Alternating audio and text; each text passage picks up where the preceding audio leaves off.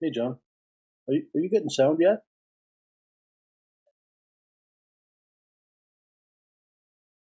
$10:30.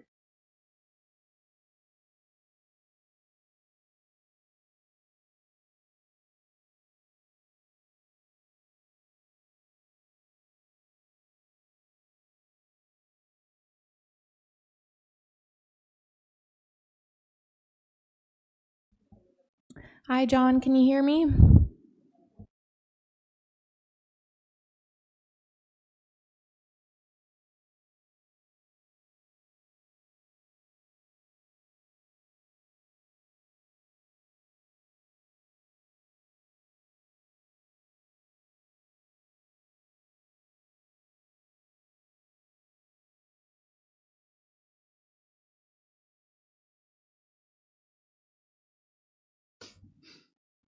Hi, John. Can you hear me? This isn't John. This is Greg.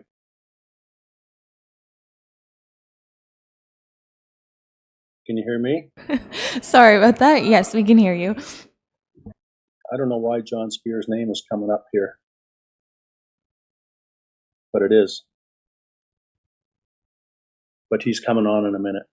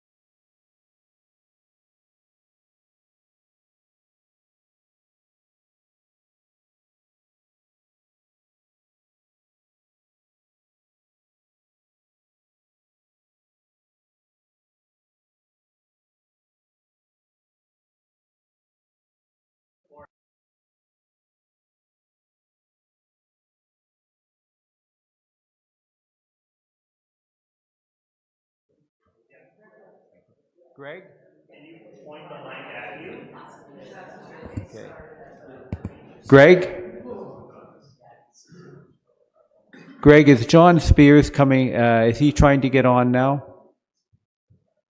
Yes, he is.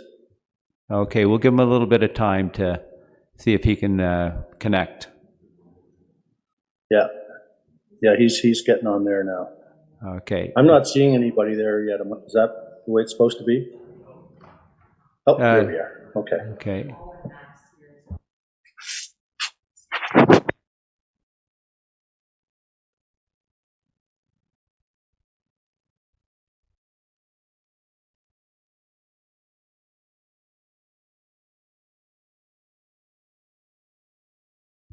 Just everyone today, just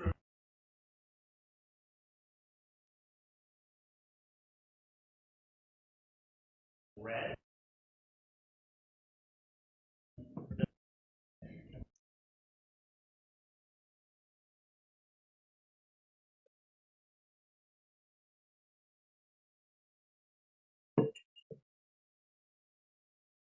Hey, Gregor, can you hear me? I can hear you.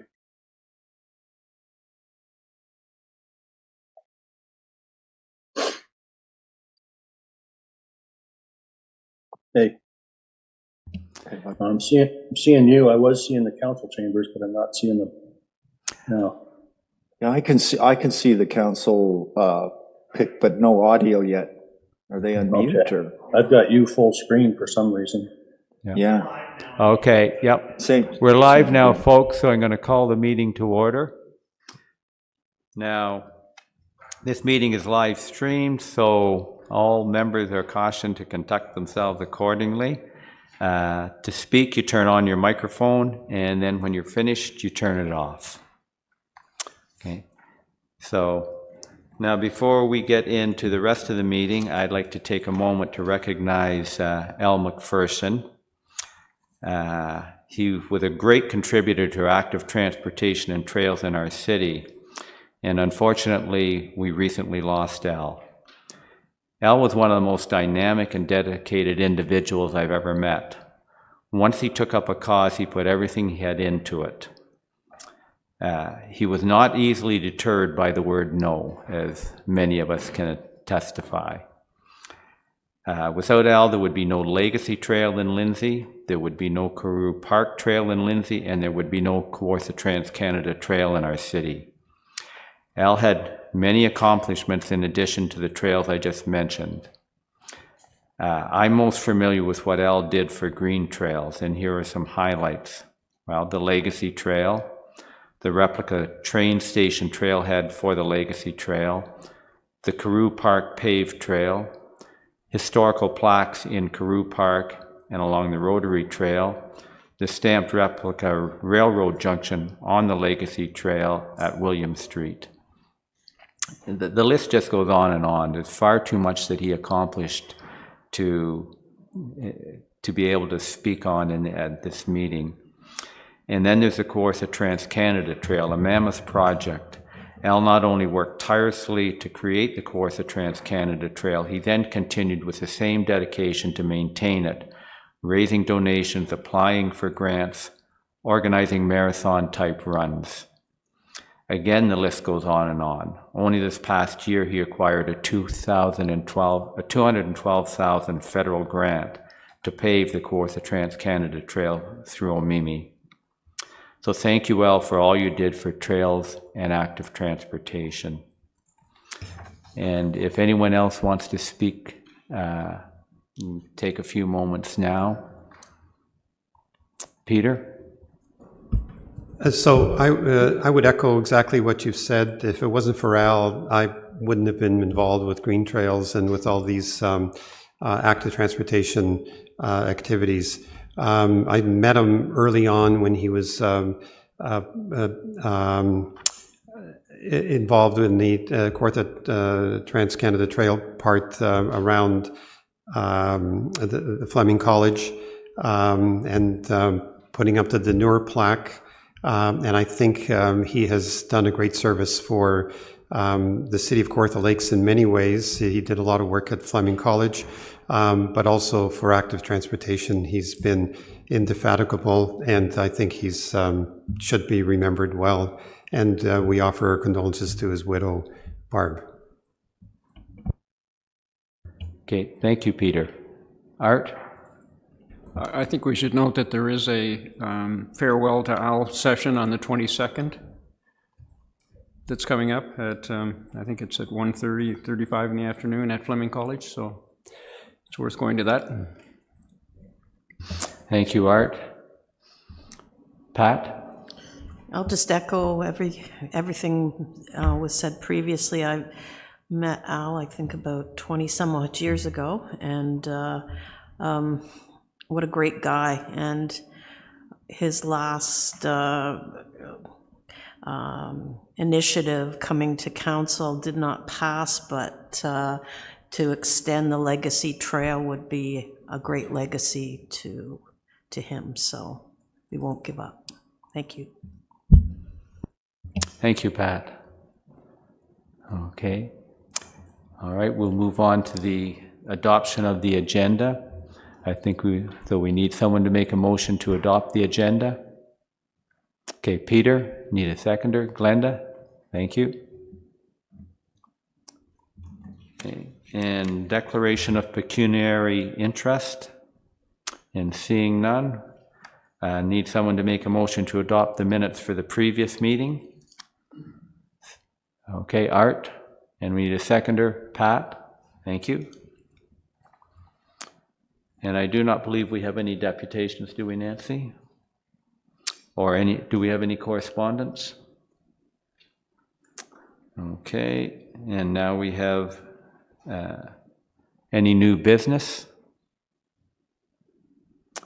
Okay, so we move on to 7.1, which is network overview and design, and I believe I turn that over to Claire now. Thank you very much. Wow, this microphone is very close and sounds quite loud, but hopefully that is appropriate for those who are on the screen. Maybe a thumbs up if you can hear all of us and it's okay audio-wise. Wonderful. Thanks very much, Greg. I'm usually a mover and a walker while I present, so this should be interesting. Maybe I'll stand up and stretch my legs because this is quite a bit of a presentation, quite a lot to work through today.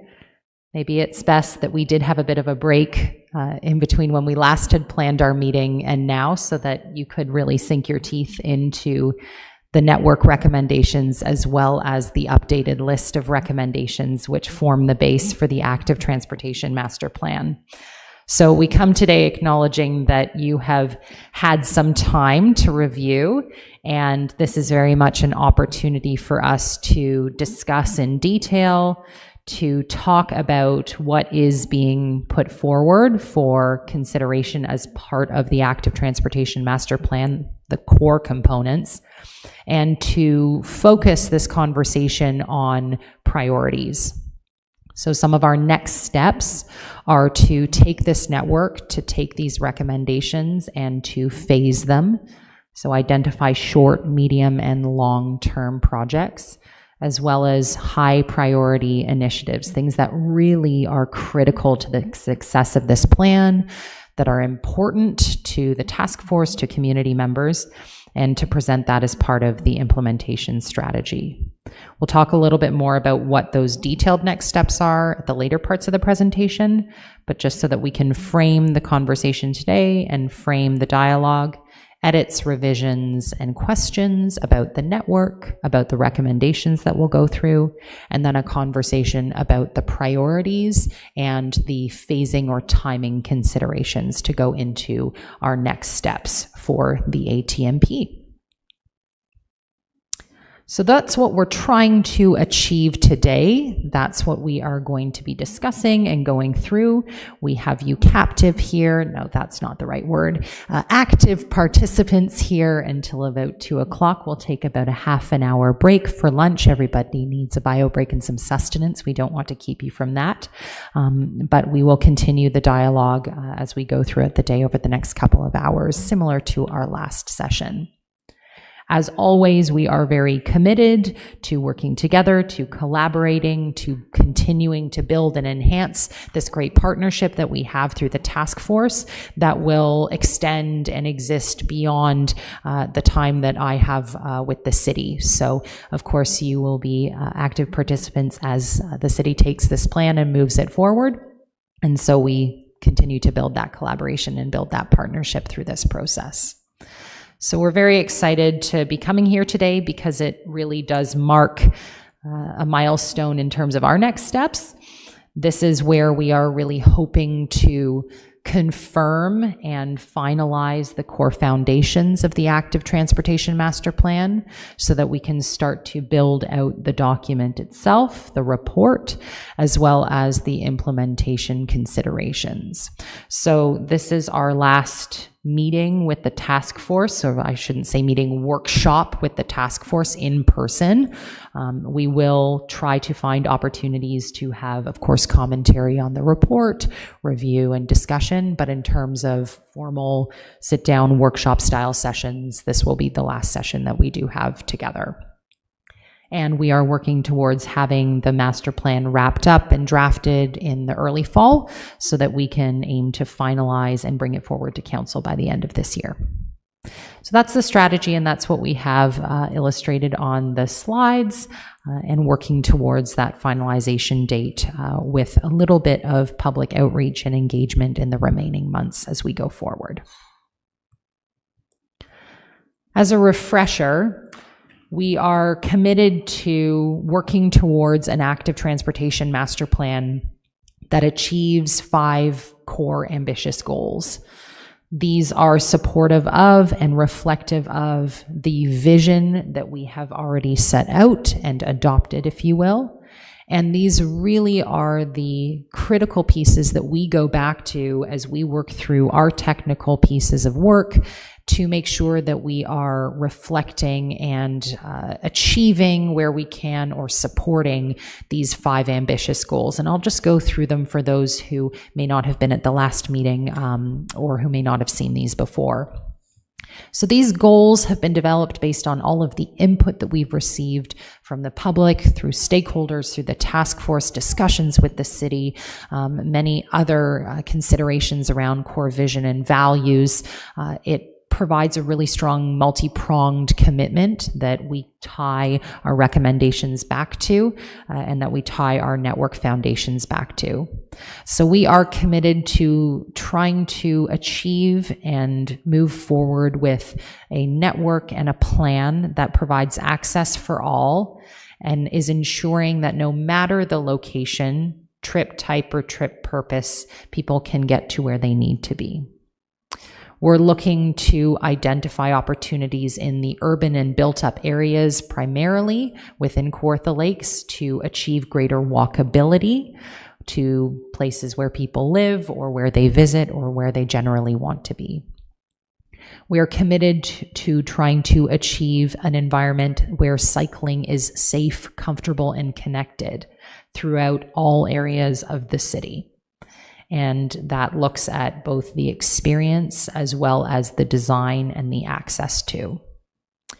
We are also committed to consistent and respectful understanding of how to safely use the road and how that's shared between different road users. So while this is an active transportation master plan, it is also very much an educational opportunity for others who may not use active modes or who are interested to understand how to better interact with active users on the road or outside of the roadway as well.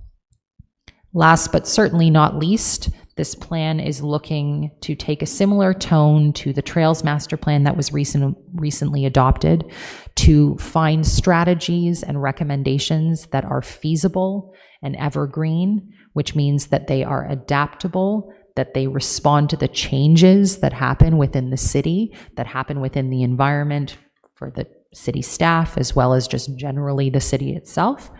And really focusing on leveraging partnerships, coordination, focusing on management, and taking this plan to a place where it can be used next year, the year after, or maybe 5, 6, 7 years down the road, if not longer. Was there a question? Yeah, thank you. Just under, I guess, number 3, cycling is a safe, comfortable, and connected activity. I'm just wondering whether walking should be part of that also. Just an addition of a word, thinking of Glenda, or other people too, obviously, but that's a major part of active transportation, not just cycling. Just a comment. Wonderful. And so I would look to the number 2 item. So we've separated cycling and walking while acknowledging that active transportation is together. So walkable, right. Yeah. Okay, so sorry. the difference there is that walkability is much more achievable, and we can provide more experience interventions within more of the built up areas. I'm not saying that walking isn't happening within the wonderful rural areas along paved shoulders and whatnot, keeping in mind that this is an on-road plan. So the focus for walking is very much within the built-up areas and the major communities, with linkages to other off-road experiences, while with cycling we are looking, as you will note for the maps that you saw, cycling is more citywide within the rural areas as well. But I will say that we went through quite a process of iterating these based on the workshop that we had in September last year and then in January. So I do feel quite confident that these are reflective in the recommendations we've created as well as the maps that we have. Can I just say thank you, Pat, for being alert to that? But I'm very pleased with what I see there. Thank you. Sorry, I forgot to turn off my microphone while I was doing that. So if there was any echo, I apologize to those up on the screen. And it's not that we aren't exploring walking. You'll see in the maps that we go through later, there's 2 separate maps for each area, except for the entire city, in the rural areas, I should say. So, but again, hiking is off-road. So this is where we see the difference and continue to identify those opportunities for connectivity between the on-road and the off-road. But we have assumed, and what we are recommending, is that a paved shoulder in the rural areas primarily typically accommodates longer distance touring cyclists and otherwise, however, is very much a shared opportunity, and we'll talk a bit about that later, where pedestrians could use those linkages. So it's more about the intentional opportunity through this project to have been able to go into those communities and look at specific locations where walkability can be enhanced. And we couldn't do that for every rural road in the city.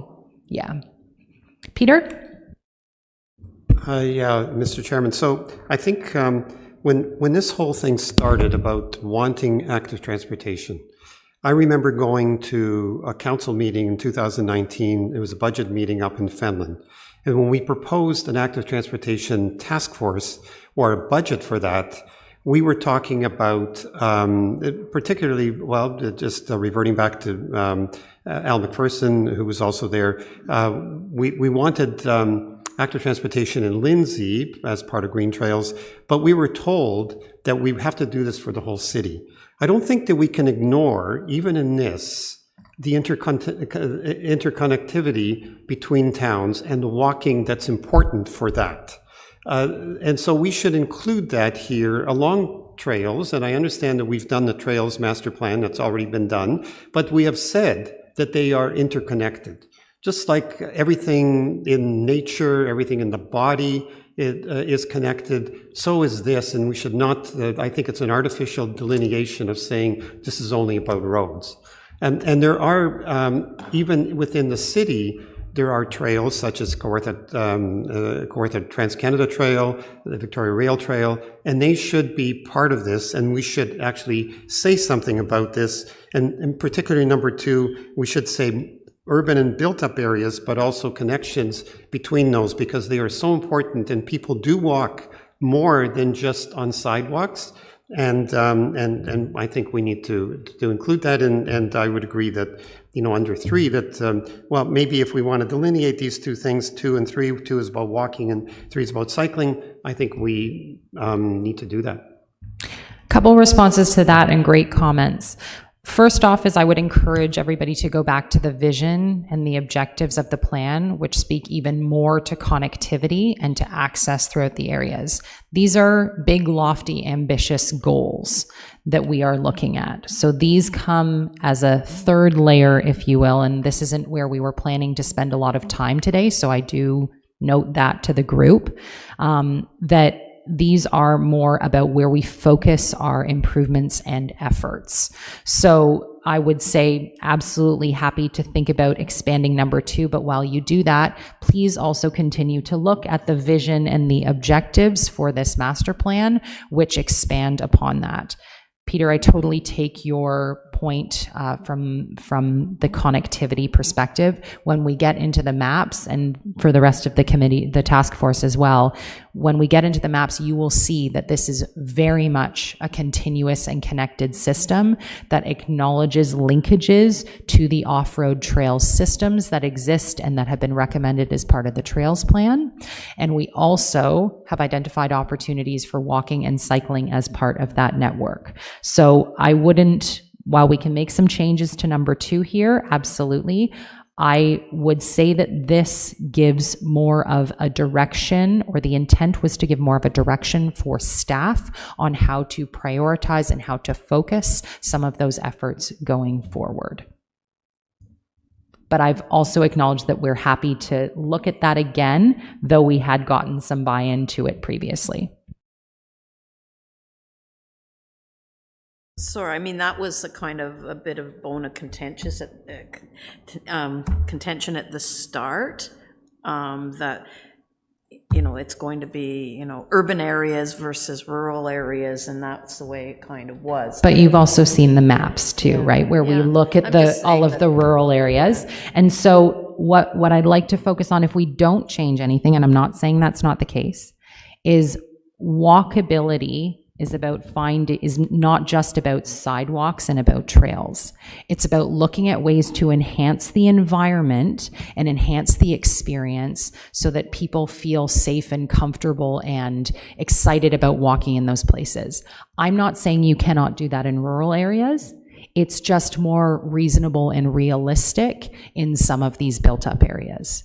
However, the additive to this is that we are trying to achieve greater connectivity for anybody who is using an active mode of transportation throughout all of the city.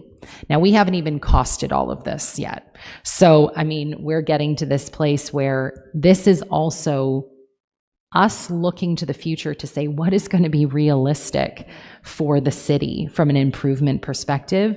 And absolutely over to you, Glenda, after this, but when we talk about benches, lighting, different pavement alternatives, signage and wayfinding, that really big universal design type of experience, that is typically more realistic of a type of intervention in a built-up area, as opposed to within the rural areas, which is more signage, the overall active experience, the connectivity to trails. So this is trying to not pigeonhole yourself, if you will, but to try to find those feasible and realistic opportunities that's going to achieve your bigger vision and goals. I'll just add a slight, another way of looking at this. As a walker whose interest is in advancing the ease of walking as a mode of transportation to get where you need to go for shopping and so on, I see that as distinct from the walking that happens if you're on a trail going from Fenelon to Lindsay. It's more like a hike and you're going for a walk. In the built-up urban areas, the people who are walking are carrying groceries and they've got kids with strollers and they're trying to get as efficiently from point A to point B as possible. And that's where there really is a higher concentration, where I think you get more value from the benches and the washrooms and the hydration stations that you provide, because more people will be using them. Just another way of looking at it. And I'm just going to add one quick comment to Peter's and Glenda's points, is that for me, one reason I'm involved in this is to encourage more physical activity.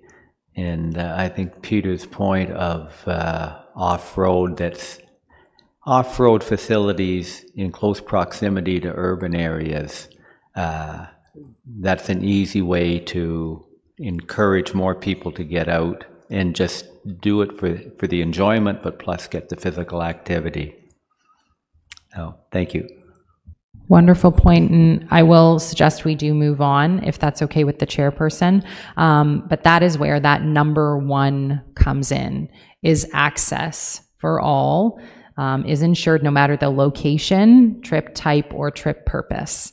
So we're talking about access to active modes and to active opportunities is provided. So that's what we're getting at with number one, where we're coming right out of the gate to say that you can get to a trail, you can get to your day-to-day trip, you can get to the destination that you seek for whatever experience you feel you want to have in that particular instance through an active mode. And that is meant to not see the differentiation between on-road or off-road. It's seamless, it's accessible, in the access term as opposed to AODA compliance term. So that's where number one comes in as well, as I should have mentioned earlier.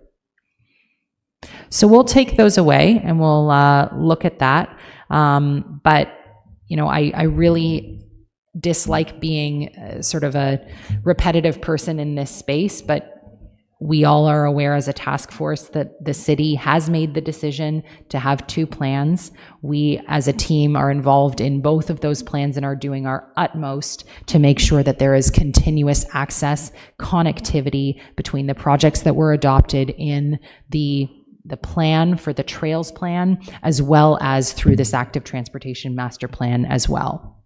Yes. I was just curious as to how many people here have seen the Trails Master Plan? 2? It's online right now. Oh, it's online right now? Yes, it is. Good. If you search Kawartha Lakes Trails Master Plan update, there's a PDF link that is now available. I'm happy to distribute it after it too. Perfect. So I'll move on to the first part of the presentation, which focuses on the network. And for those who are following the process and, consistently looking back at this particular figure, we are working through an iterative process to identify the network, so the set of recommended improvements from a cycling and walking perspective. And we're always using data collection, field investigation, analysis, and engagement to be able to validate that. So right now, we are at the point where we have confirmed the route alignments, and we have identified design recommendations for those route alignments. So what the facility or improvement could look like going forward. We acknowledge that this is a master plan level, so there are different steps and stages that happen afterwards. So as this plan moves forward to implementation, a project that's identified as part of the network would go forward to preliminary design, what exactly does it look like, then detailed design, and then construction. Very few of these would require an additional environmental assessment just because of the pre-approvals that are there right now.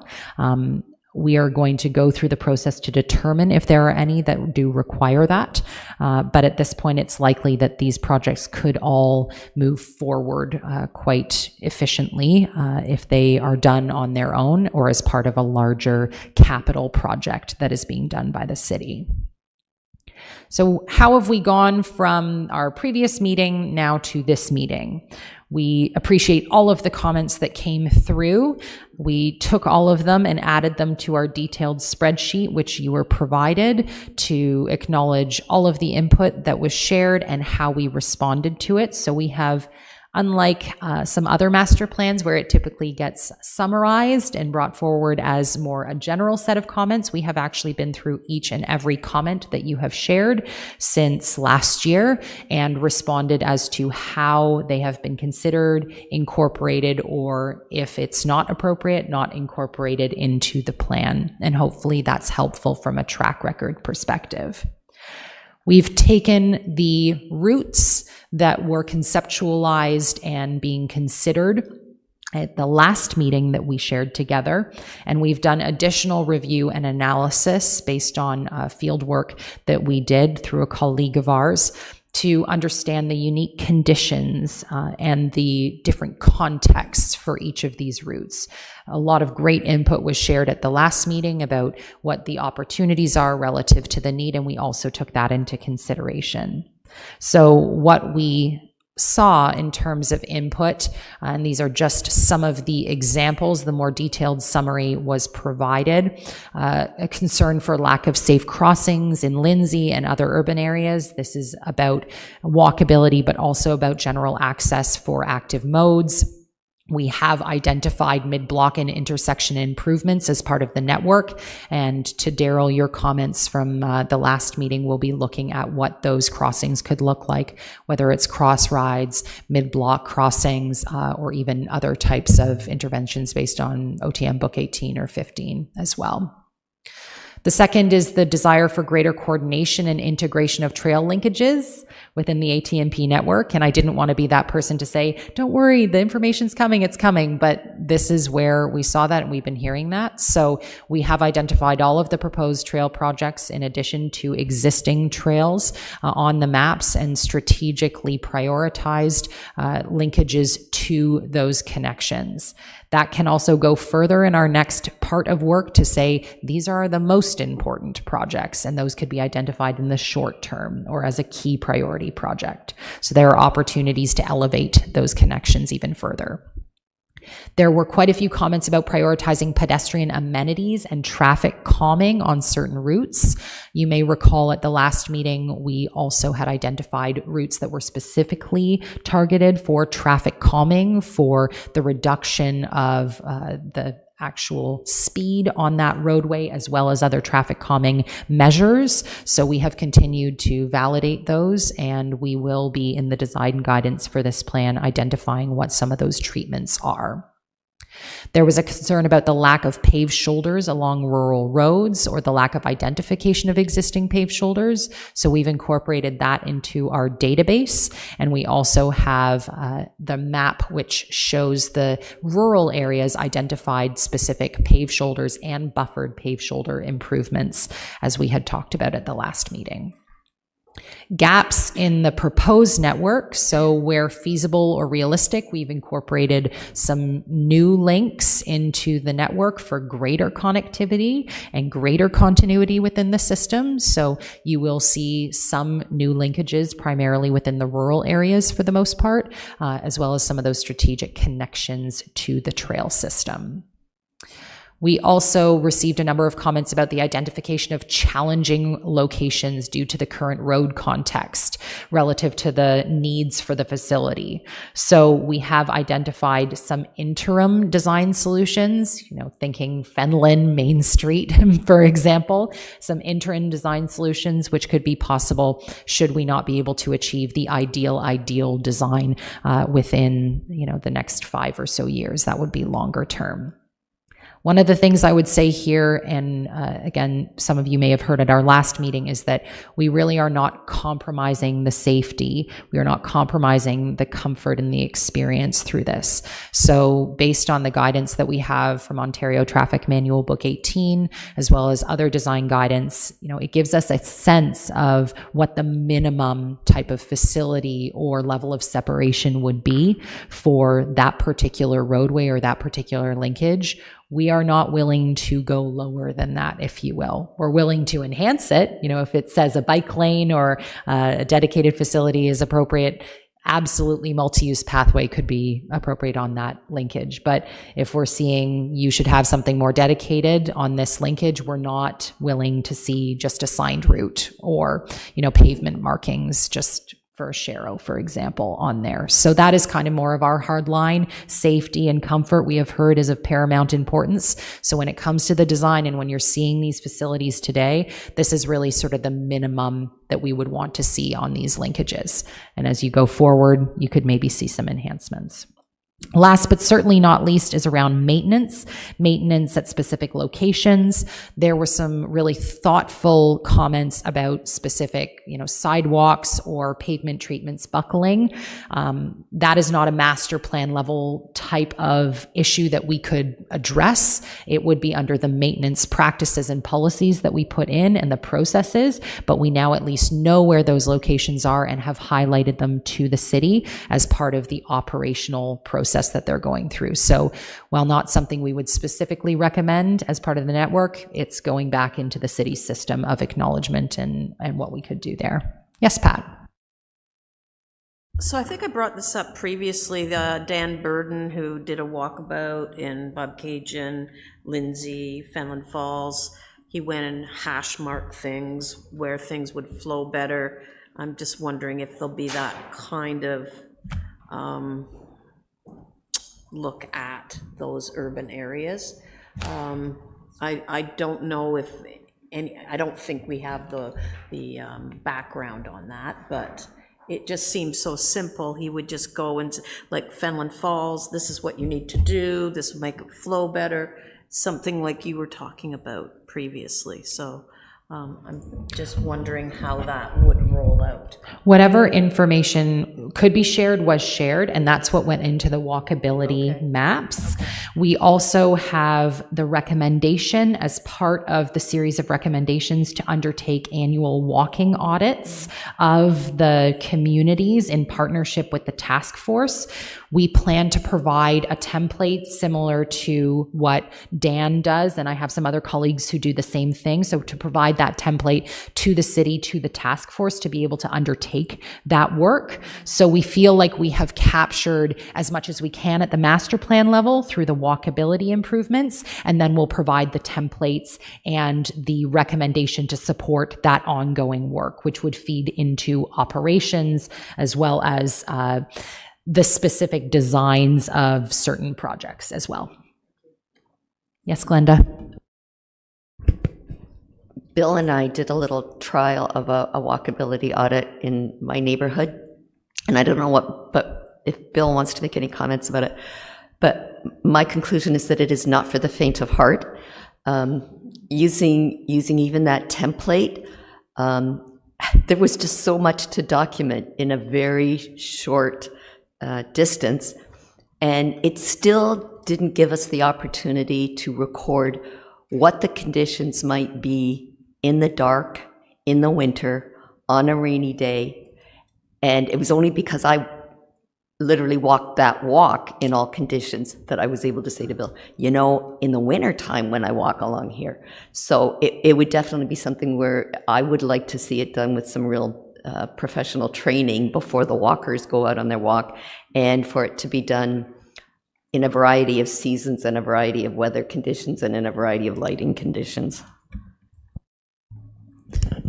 And I think, Claire, you did, in your recommendations, recommend that you did recommend seasonal maintenance. You also commented on audits that should be done at different times of the year. So. Yes, you're absolutely correct. And that was very intentional to capture all of these different pieces and considerations. You're absolutely right, Glenda. A walkability audit is not for the faint of heart. The level of detail, I hate to say this again, is really at a much more focused stage than at a master plan level. But it's a very valuable tool if it can be done, and works very well to go hand in hand with, say, a project comes up on a specific roadway where we know that this has been recommended as part of the active transportation master plan. We know that based on the walkability maps, we're hoping to see sidewalks as well as traffic calming and possibly enhanced pedestrian improvements along that corridor, along with the cycling infrastructure. That project moves forward. I could see the recommendation that, you know, the task force be supported to undertake a walkability audit with city staff, with training, of course, to inform the confirmed design of that particular location. In addition to feeding into ongoing maintenance practices, asset management, and monitoring. Yes, I had a great conversation with a colleague who used to work at Peel Public Health, but he does planning work, and he does exclusively walkability audits and does training around that. So I kind of tapped him on the shoulder last week and said, I think I might have a couple of friends who might be interested in talking to you. So he would be at the ready if there is interest, and that's sort of a bit of an asterisk beside that particular recommendation. There are great resources out there that can be drawn upon. So that would be a recommendation from you? Is already a recommendation in the table right now. So that's already in there. So those were the comments that we received. Oh, sorry, Art, my apologies. No, it's okay. I'm hidden back here. You also mentioned complete streets in this as well, which is what that's what that's all about. There's tremendous expertise out there. We don't have to reinvent the wheel. These guys walk in and they know exactly what you should do. So I think that's got to be part of the recommendation as well. And you do have it in here. I think we should emphasize it a bit, that's all. Okay. That's a really great point, Art. I appreciate that. And I think that's where we're really looking forward to the opportunity to coordinate with the team that's working on the city's transportation master plan, because through that process, I understand that they are working on complete streets policies. They are looking at traffic calming related policies. And we've intentionally positioned the active transportation plan to speak that similar language and to bring forward the principles of complete streets and universal design where we can. What we weren't able to look at through this particular process was the existing transit operations or vehicular operations. So we're looking at what we can glean from a how it's currently being used perspective, as opposed to the future growth and the future projections. So I think there's some really good opportunities to take the recommendations that you acknowledged were already in here that we're planning to use as the base for the ATMP and use that to leverage and to encourage the work being done by engineering and public works as they move forward with the transportation master plan too. Great, thank you very much. I moved ahead. Those were the comments. The details were provided. The summary hopefully gives you a sense of the general themes that came forward and why we saw some changes from the last series of mapping to this series of mapping. What we have here today, mentioned before, are the proposed facilities for cycling, which is more detailed than what we had previously, as well as some additional revisions and enhancements to the walkability map. There are, oh, I knocked something down. My apologies for the audio. There are more changes, more new information in the cycling, but of course the cycling and the walking happen together, so we continue to move those two forward together. In terms of how we got to the proposed facility types for the different cycling linkages that we have identified throughout the city of Kawartha Lakes, we used Ontario Traffic Manual Book 18 as well as other accepted design guidelines, but primarily OTM Book 18.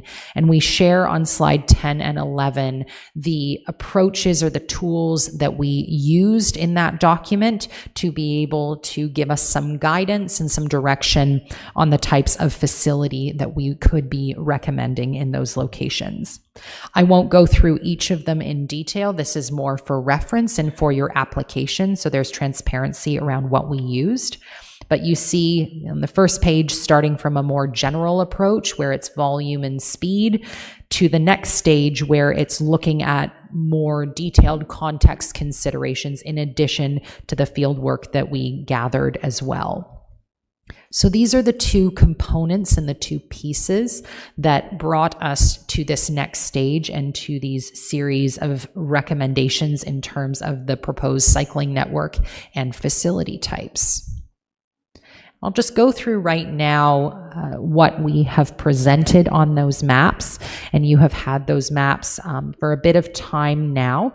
So we are not at this point looking to revisit the alignment. So we feel quite confident and comfortable that we have captured the routes that could make up and enhance the already existing active transportation system within the city of Kawartha Lakes. Is this not to say that we couldn't see improvements for cycling or for walking on other roadways? No, of course not. If a project comes up on a linkage that's not part of an active transportation system recommendation, we would still hope to see and have recommendations to explore what those alternatives could be. But we feel very confident that the links that we have identified achieve the goals and objectives of this plan, look to those ambitious goals and commitments that we had earlier, and provide connectivity, access, and tackle some really complex roadways as well as some really interesting experience roadways for improved active travel. So in terms of The maps and what they show, we have our refinements. So we did additional investigation, gathered the input from staff and yourselves, as well as past public input. The majority of the routes were maintained, some slight additions and revisions, primarily on routes that needed some refinement based on your great comments, as well as some linkages around feasibility too. In the urban areas, we have a wider range of facility types because that is what is possible within those areas and based on the guidelines that we have. So we have a range of facilities all the way from multi-use pathway to neighborhood bikeways, as well as the intersection and facility transition recommendations. We also have specific roadways where we are suggesting a reduction of speed to 40 kilometers or less. We'll go through each of the facility types in a bit of detail after. In the rural areas, this is for cycling specifically, and we'll talk about walking after. In the rural areas, we have buffered paved shoulders and signed bicycle routes, as well as some crossing improvements. So this is where you see the difference because of the road condition and the type of experience and the type of cross-section that you have there, a shift in the type of facilities that we have available to recommend. Now, for those who are on the screen, hopefully you've seen some larger maps so far, but we are going through each of the communities and then the rural areas from a cycling perspective. I will not go through each of the linkages, but I'll provide some highlights. Definitely in terms of Lindsay, there's some interesting opportunities, and we talked about this at the last meeting, Pat, sorry to call you out, but you see the underline highlight of dependent on development. So I wanted to highlight that, no pun intended, there, because we know what the road looks like now, but it could change down the line depending on what occurs in those development areas. So we would like to show what you could put in now to improve active transportation, but there could be another type of treatment that we would speak to in the plan, which would reflect, like a multi-use pathway, would reflect development in the future. Yes. Exactly, and we're at that place, council's at that place to see if developers will enhance active transportation routes within their subdivisions. So we had one yesterday, so we'll see how that plays out, but yeah, it's trying to get those into the new plans. Yeah, further to that, I don't think we should ask them to, we should actually demand before they actually set up the developments. If you put out the rules, then it's just like if there's setbacks that are a certain distance, that's the rules already set up, and that should be set up ahead of time. Just on this map, just in terms of developments, there is a development already going in, and I think it should be reflected in this map, and that's that Tribute development and Sugarwood, or whatever it's called. Those routes are already in there. I mean, they're not built yet, but they're in the process of being built. We've been to Tribute development meetings, and they are there, so I think they're already available. They're multi, or whatever you want to call them. You have to be careful what you call these things, because multi-use means active transportation multi-use. Shared means other things. So I think, but different people have different understanding of that definition. So we have to make sure we understand the definition. But there are those routes already proposed for the developments, and I think they can be reflected here. Thanks very much, Peter. I'll make a couple notes on there. You'll note in the northwest part of Lindsay, we have what we are able to share in terms of conceptual routing in that particular development area. I can also say that we have worked with city staff to provide comments regarding all potential enhancements to active transportation for the other development applications that they have been able to share with us. So we have provided those comments. They might not just be able to be directly reflected on a public-facing map at this time, but we can have that conversation about what we're able to illustrate. I did want to give you some confidence that we have been actively working with the city to provide those comments. To your point about demanding those things, there's different tools that we can use, development standards, certain guidelines and whatnot. So through this plan, we will be suggesting revisions to potential development standards as well as some of the policies that are in place. That is as much as what we can do. Encourage what you're able to do later as the plan moves forward with implementation, of course. Just on that, Peter, yeah, the policies will have to be changed. And we're kind of I'm bringing it up more often, so that the whole, development standards, as you said, as Claire said, has to be looked at. So, yeah.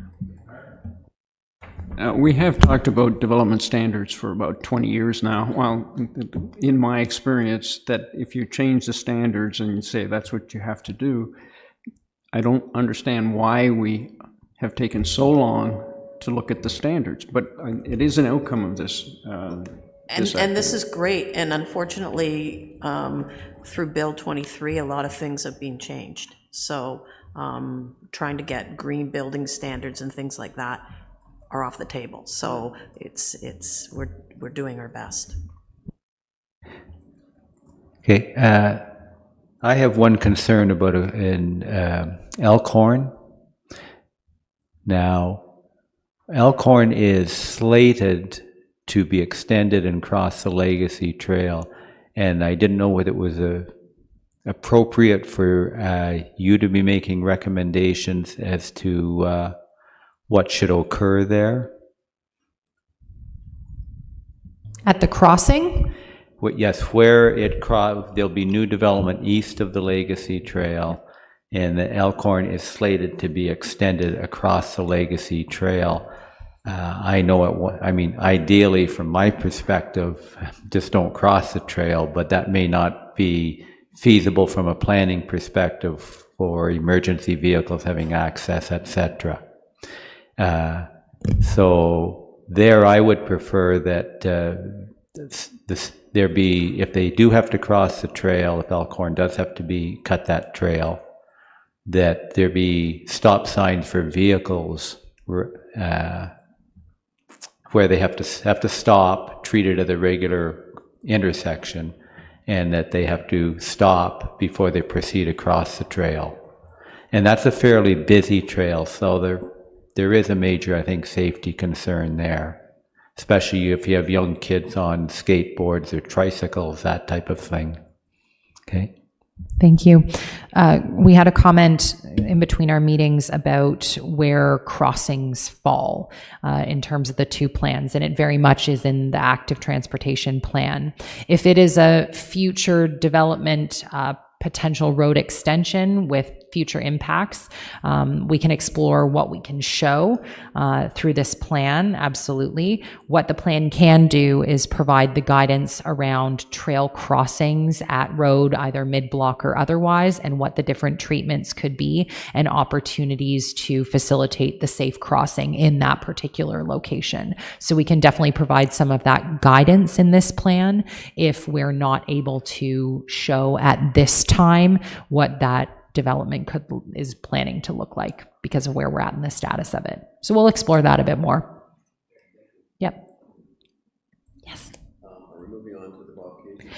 I was going to suggest that we move on to just a quick overview of some of the facility expectations and then jump into the maps, if that's okay with you. Great.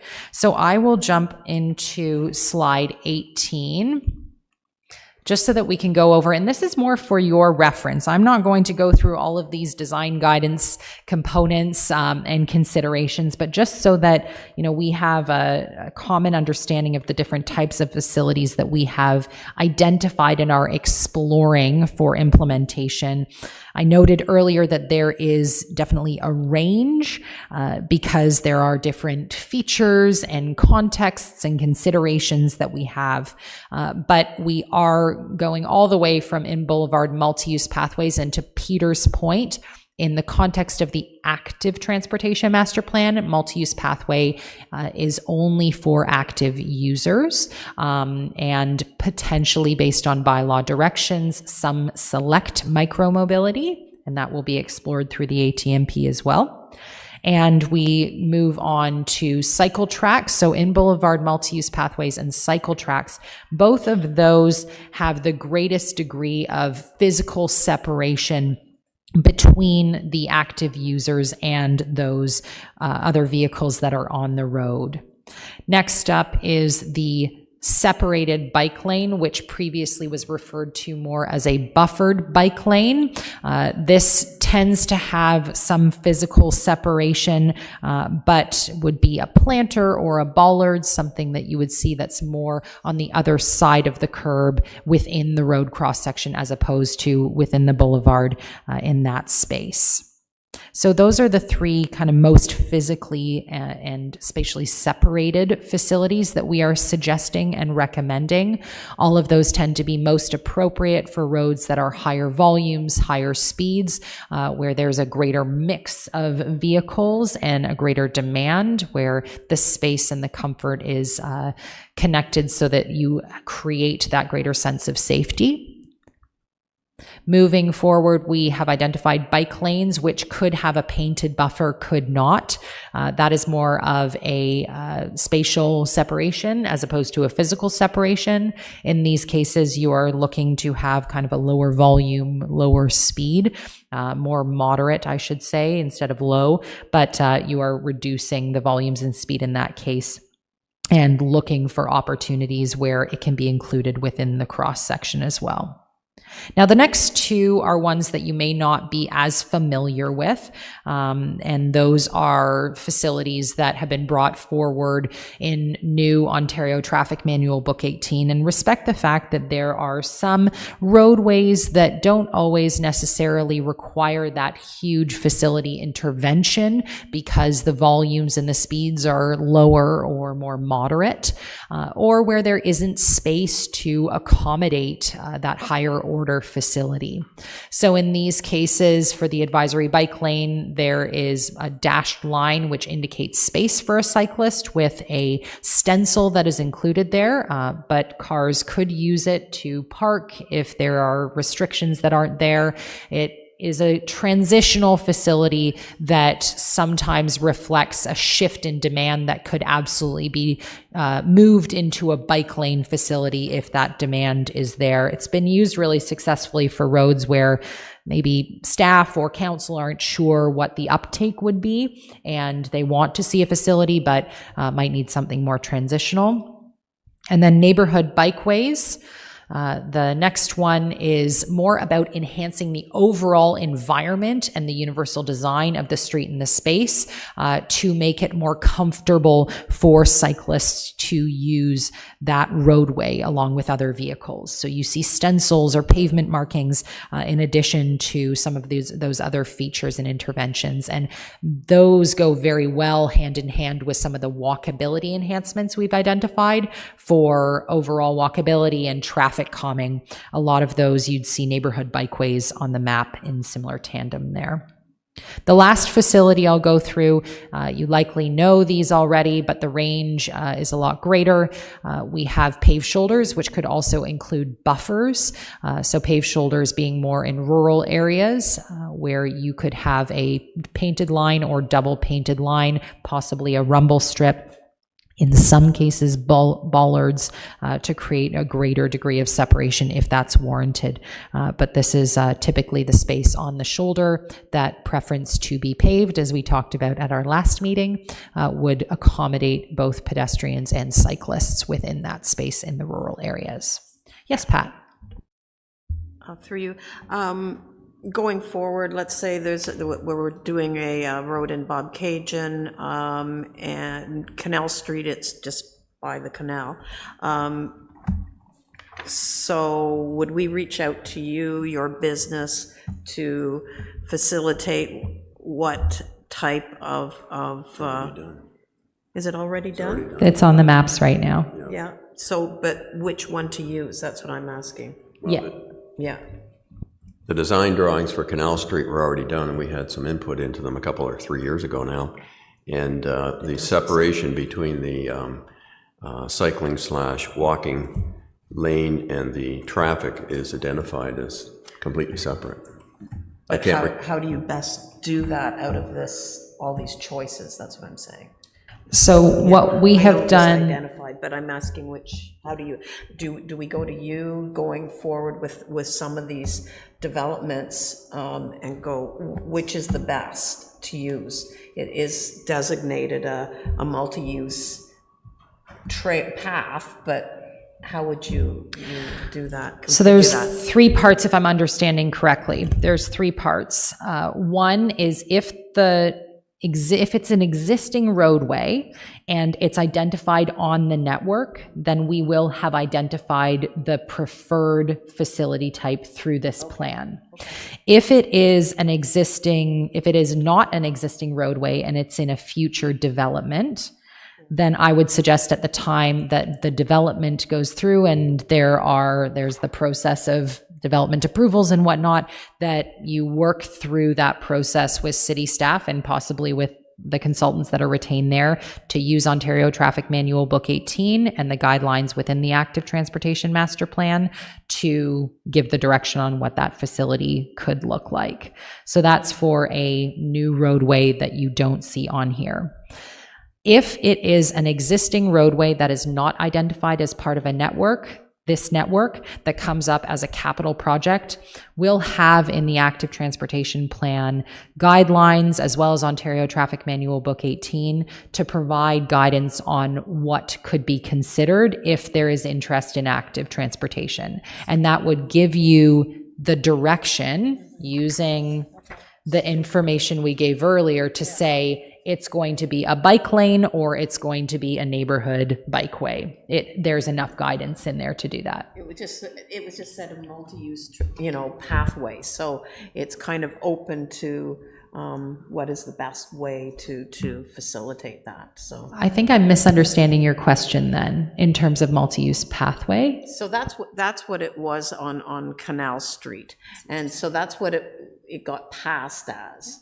And so I'm, which is the best to use to keep everybody safe, I'll let Daryl, Daryl. Okay. So okay, that's all I'm asking. The Is best, way okay, to facilitate. great question. So the nomographs that we have earlier in the presentation give you the direction, or whomever is working on it, the direction as to what the appropriate level of separation would be. The table on the next page, and that's one of two parts in Ontario Traffic Manual Book 18, then goes through a process of looking at further context considerations and different elements on that roadway to give you the direction of, is it a multi-use pathway or a cycle track? Yeah. Absolutely, it's more preferred to have a greater level of separation in any location for improved comfort and safety. It's already there, and you only have so much space, right? So yeah, what's not feasible is to put that in every location throughout the city. So yeah, you would start and you'd use the same process as noted through OTM Book 18 to go through the different steps and stages. No. The process. Yeah, absolutely. And we'll have that outlined within the Active Transportation Master Plan with reference to where that is in those guidelines documents. That's a great question. Thank you.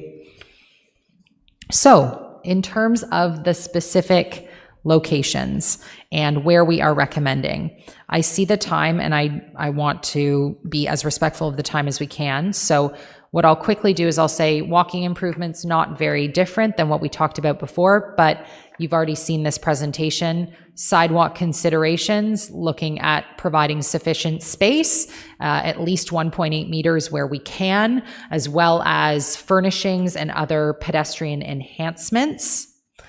And also looking at what some of those additional enhancements could be. And I've already given some examples earlier today. So this is about that more holistic and is primarily within the urban and built up areas because it is where we can achieve more of these types of improvements.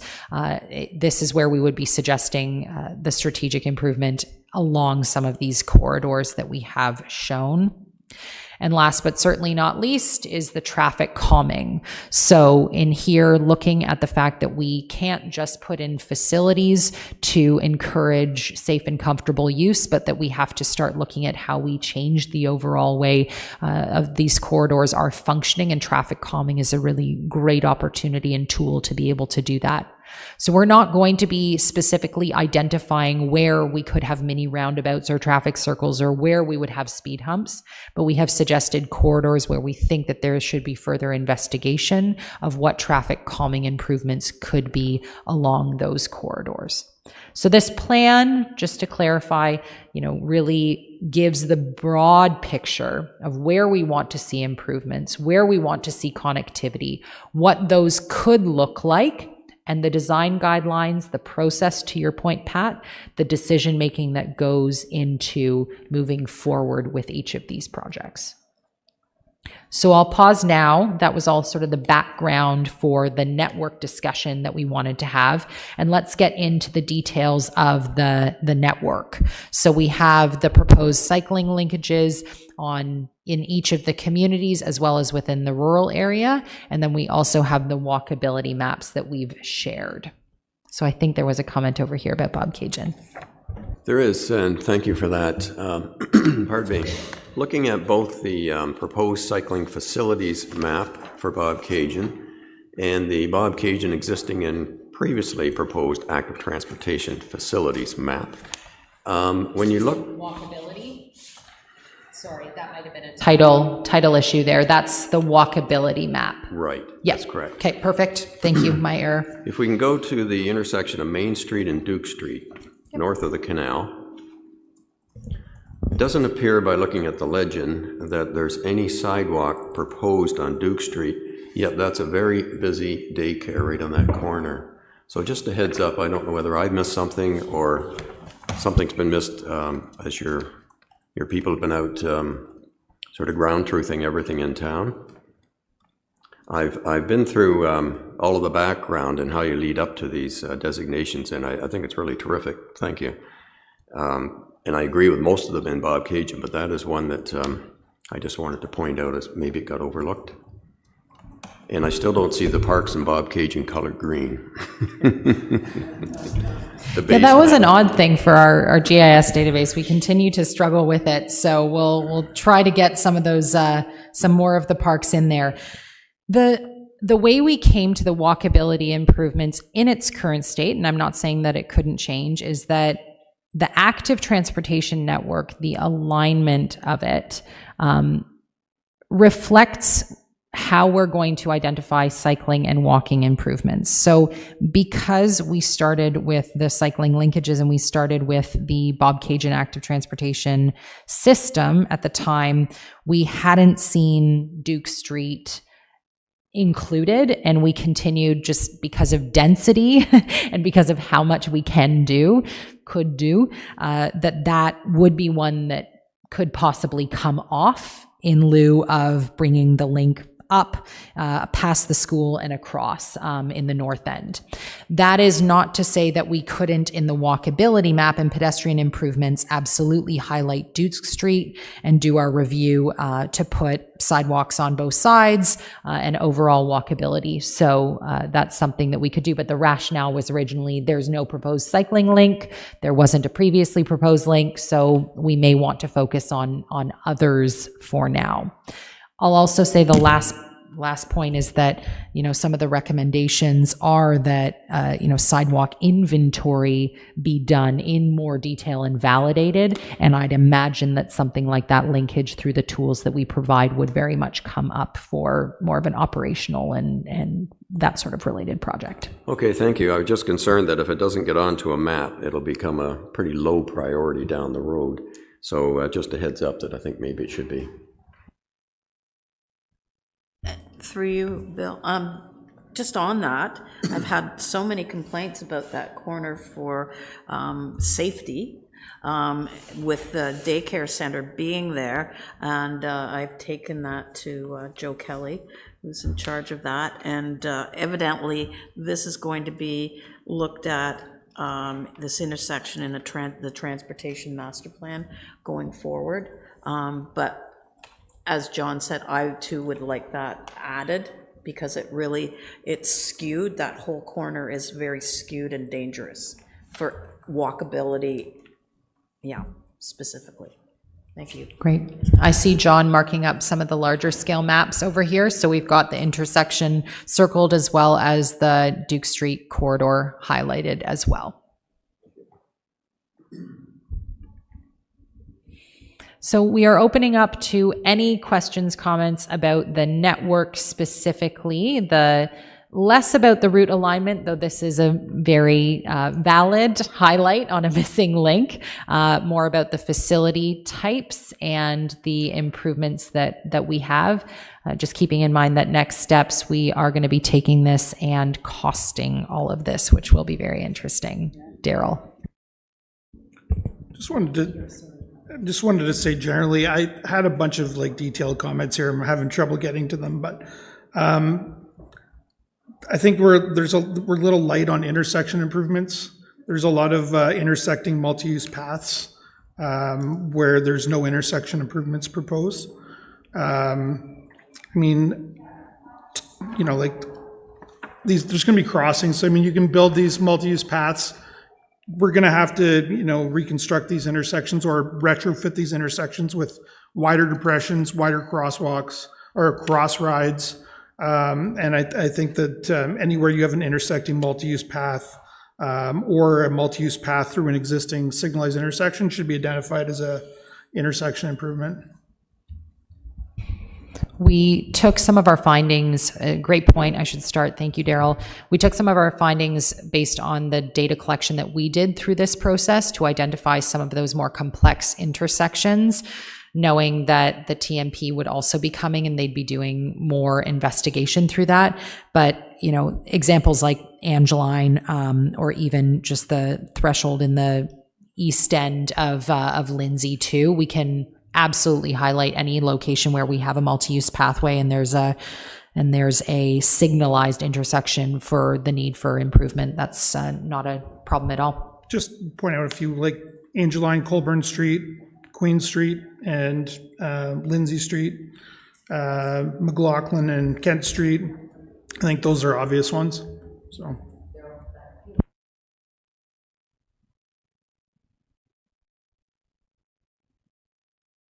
Of course, go ahead, Peter.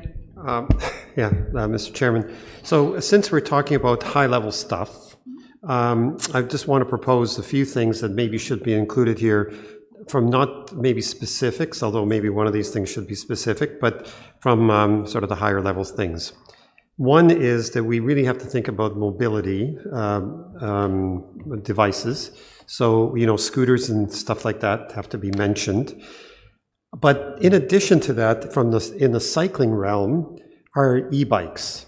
And I think we need to sort of put some rules into place here with e-bikes. Now, e-bikes are fine. They should be included and they should be endorsed. But the problem with e-bikes, as bigger cities have noticed, is that if you don't put the rules on them, then they become motorcycles essentially on normal streets, on trails, normal streets, whatever. So there need to be some rules about that. So pedal-assisted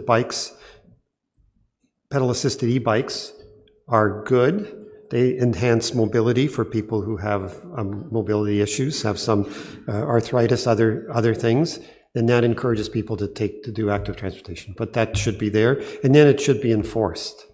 The other thing is active transportation trails on both sides of rivers and waterways where possible. And I know we're dealing with roads, but we're dealing, and I'm talking about urban areas, I'm not talking about out in the country, but we do have some newer areas that might be coming up. So it's great that the people in Tribute Developments are actually proposing trails, and it's actually here, I think, bike trails on both sides of Jennings Creek, and that has to be extended along behind Elkhorn down to the Scugog River, that sort of thing. And then south I think in town, in Lindsay anyway, there is this idea that as much as possible, bike lanes or active transportation in general be on both sides of Scugog River. There is the area down at the south end of Lindsay, which there's a sale. There will be some land sold pretty soon. It's around just north of the fairgrounds. A developer will probably be buying it, but it should be proposed so the city sets some rules for whatever developer there is, that some area next to the river be designated for active transportation by the developer or by the city, so the developer will do that. And the third thing is this area development, so this is more specific, but still I think higher level, is Colburn Street West between Highway 35 and Angeline. That is going to be a nightmare in terms of active transportation. You have a park or a sports facility essentially on one side of the street, south side of the street, and you got thousands of homes, 3,500, I think. I mean, Councillor Warren will tell us, but lots of people on the north side. I think that we, at this level, should propose a bridge, a pedestrian bridge, pedestrian cycling bridge across the river, across Angeline Street,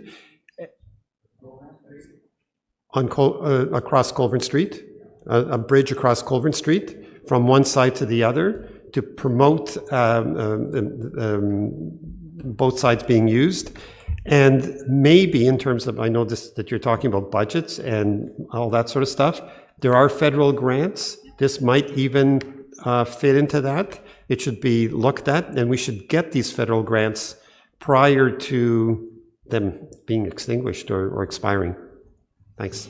Thanks, Peter. I have a couple of thoughts that come to mind on that, just for consideration as we try to integrate those comments as best we can. One, on the e-bikes and mobility devices. So as part of the Trails Master Plan, we went through a pretty thorough review of existing bylaws and municipal policy documents to identify where there would need to be changes in order to give us the direction that we need consistent with the plan. We plan to do the same thing for the Active Transportation Master Plan, including some guidance on how to develop e-mobility and micromobility policies and guidelines. So that will be part of the Active Transportation Master Plan. The second one is the comment about active transportation on both sides of the river, and I remember receiving that comment last year. So we have tried where we can to identify linkages on road linking to the off-road connections so that we get that connectivity as best as we can. We know there are new development opportunities, and we will have the process hopefully to continue to monitor that and to identify where we can leverage those opportunities where we can in the future. So I'm not saying there wouldn't be more opportunities, but I think there's, especially in Lindsay, quite a dense series of recommendations of linkages that we're trying to look at achieving that get you kind of north to south, but always open to specific areas if you think it's a missed opportunity from an on-road perspective. For Colburn Street, that has been a back and forth in our own minds for this entire project. The EA has been done. There's a piece of it that has a multi-use pathway that's been recommended. It's quite constrained. You'd need a multi-use pathway or a cycle track at a minimum on that particular corridor in order to meet the guidelines that are in place right now. Not sure if that's even palatable, though this is a place to show our desires and our aspirations. I will say we are trying to be as feasible and realistic as possible. There is already a project underway to explore the crossing of the river, extending Colburn east and west right now, as I understand it. They are exploring active transportation infrastructure as part of that crossing. A dedicated active transportation bridge? I don't think so, but wouldn't be out of the realm of possibility. But that project is... Talking further. Talking... Yeah, go ahead. Sorry. Sorry. Across the highway? No, across Colburn Street from north to south in the area between Highway 35 and Angeline Street. New development. The new development. Yeah. Yep. Connecting Wilson Fields to the new developments. Yeah. Sure. Yeah. Sorry, I just want to make sure, great, we clarified that, because I said, I think we're already looking at, not us, but that is being explored, at least the river, but if we're talking about further west, we can take a look at that too. Daryl, did you have a comment? I was just going to say, I'm pretty sure there's a proposed traffic signal for the intersection of Colborne and St. Joseph. And I mean, I'm not sure, that's probably a done deal, but there probably should be a cross ride proposed or wider crossings to cross Colborne to facilitate cycling from the north side to the south side. Utilizing that traffic signal would make a ton of sense. I'm pretty sure that there's an active transportation facility proposed for St. Joseph's north of Colborne Street, so that would at least provide some connectivity for the residents in that subdivision to Wilson Fields and obviously south of Colborne Street. Wonderful. Sorry to go back to Bob Cajun, but on Duke and Main, so Duke really is County Road 8. So County Road 8, many years ago, was supposed to have, widen paving, but it didn't happen. It was just the start of that. Looking at that, we didn't get it passed. Anyway, so that really is a route, that is a cycling route. So not just walkability, but cycling also. So just wanted that made a point of. We can definitely explore Duke again. We had it as part of one of our candidate options. It did fall off from a density of linkage perception or the amount of support that we had seen for it there, as well as the feasibility for the potential improvement. I will say that when we get into all of the communities, and this makes me so excited, but also I look to city staff and even council, almost every major road in all of your communities are slated for an active transportation and walkability improvement. That's a huge, amazing commitment that you guys can make, but that will be a commitment that gets put out to the public, which will have dollars attached to it. So I'm not suggesting Duke is the thing the hill we die on here, but it's, we need to start thinking about these next steps too, in terms of, how much this is going to cost and what we need to, and so again, it might not be Duke, but when we get to that point of seeing the big picture of what this needs to be from an investment perspective, Peter, to your point, we will be exploring all of the federal, provincial, and otherwise grants and external and internal funding opportunities. But I say, as we add more routes, I put that out there with caution as well. It's a major route though, because years ago, we always wanted to connect Bob Cajun to Fenelon Falls. Yep. And that is actually not just Duke Street, it's County Road 8 or Kawartha Lakes 8. So, and we have the links kind of outside of there right now that get you the access externally.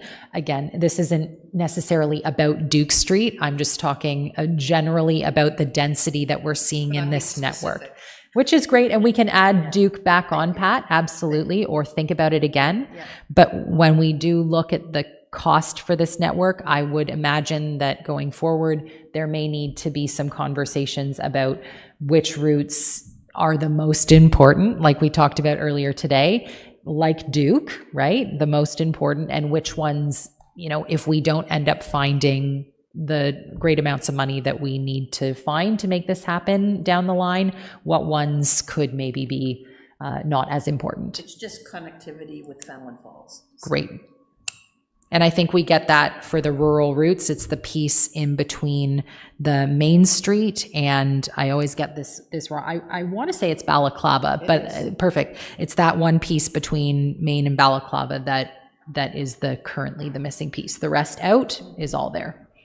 So you would still get, I personally believe, and when I've been through those routes, you get some access, but again, Duke can be added back in, but it's not prohibiting wider connectivity right now. Just to be clear. Yeah. So there's a proposed bike route down 36. Yep. So 36 to Duke, which is County Road 8, right? To Fenland Falls. So eventually that will be paved.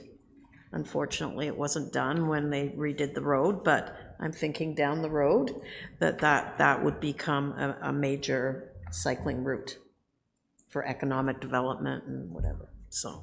Perfect. That's Thank great. you. Good, thank you. I really support you on that one, because it is one that connects directly to 36. So it's the ideal thing for cycling routes is that the destination is shortest distance to destination. So that's really what you want to look at. What's the easiest way to get from Fenland Falls to Bobcaygeon, or through Bobcaygeon to 36 and then down into the other parts of the community? That little off and going up it may be ignored, frankly, and you'll have a situation where everyone will use Duke Street and not have the right facility for it. So I would put it back on. Yep. And again, I think it's a great route. I think it's an excellent route. It's coming up against a lot of other great alternatives. So this is why we have this excellent dialogue, so that you can let us know that that's the one that needs to get put back on. We may need to consider pulling some other ones off in order to address the density issue going forward. So absolutely. Just wanted to mention on the same point, that's a very busy truck route as well. So maybe the solution will be when the traffic master plan is updated or completed, they'll identify that, because it's got some pretty crummy corners on it too. So there's more to it than just making it better for cycling and walking. It's a dangerous route. Right? And that was, I appreciate you bringing that up, because that was the concern right now, is that if things don't change in the way that the overall transportation network is functioning, mostly to do with cars and other goods or economic movement, that what you'd need to improve that corridor would be very significant. And whether or not that type of improvement is realistic or reasonable. Now, that said, with the review of potential goods movement networks through the Transportation Master Plan and other improvements, yes, I'm sure we could come up with a solution to make that a feasible improvement. Duke is an important linkage. It will be a challenge to get in what you need to improve it based on standards and guidelines, but not impossible. We'll get you, Pat, to present it to council with all of the recommendations and the cost. No problem. Perfect. Excellent. Other network pieces. I know there's a lot, and I should say for those online and otherwise, we know that the detailed comments, I'm sure, will come afterwards, as we did last time. Specific route linkages, like those great recommendations, Daryl, that you provided for additional crossings and whatnot. So we'll be doing the same as the last meeting, where we'll take away all of the detailed comments and add back into the pieces.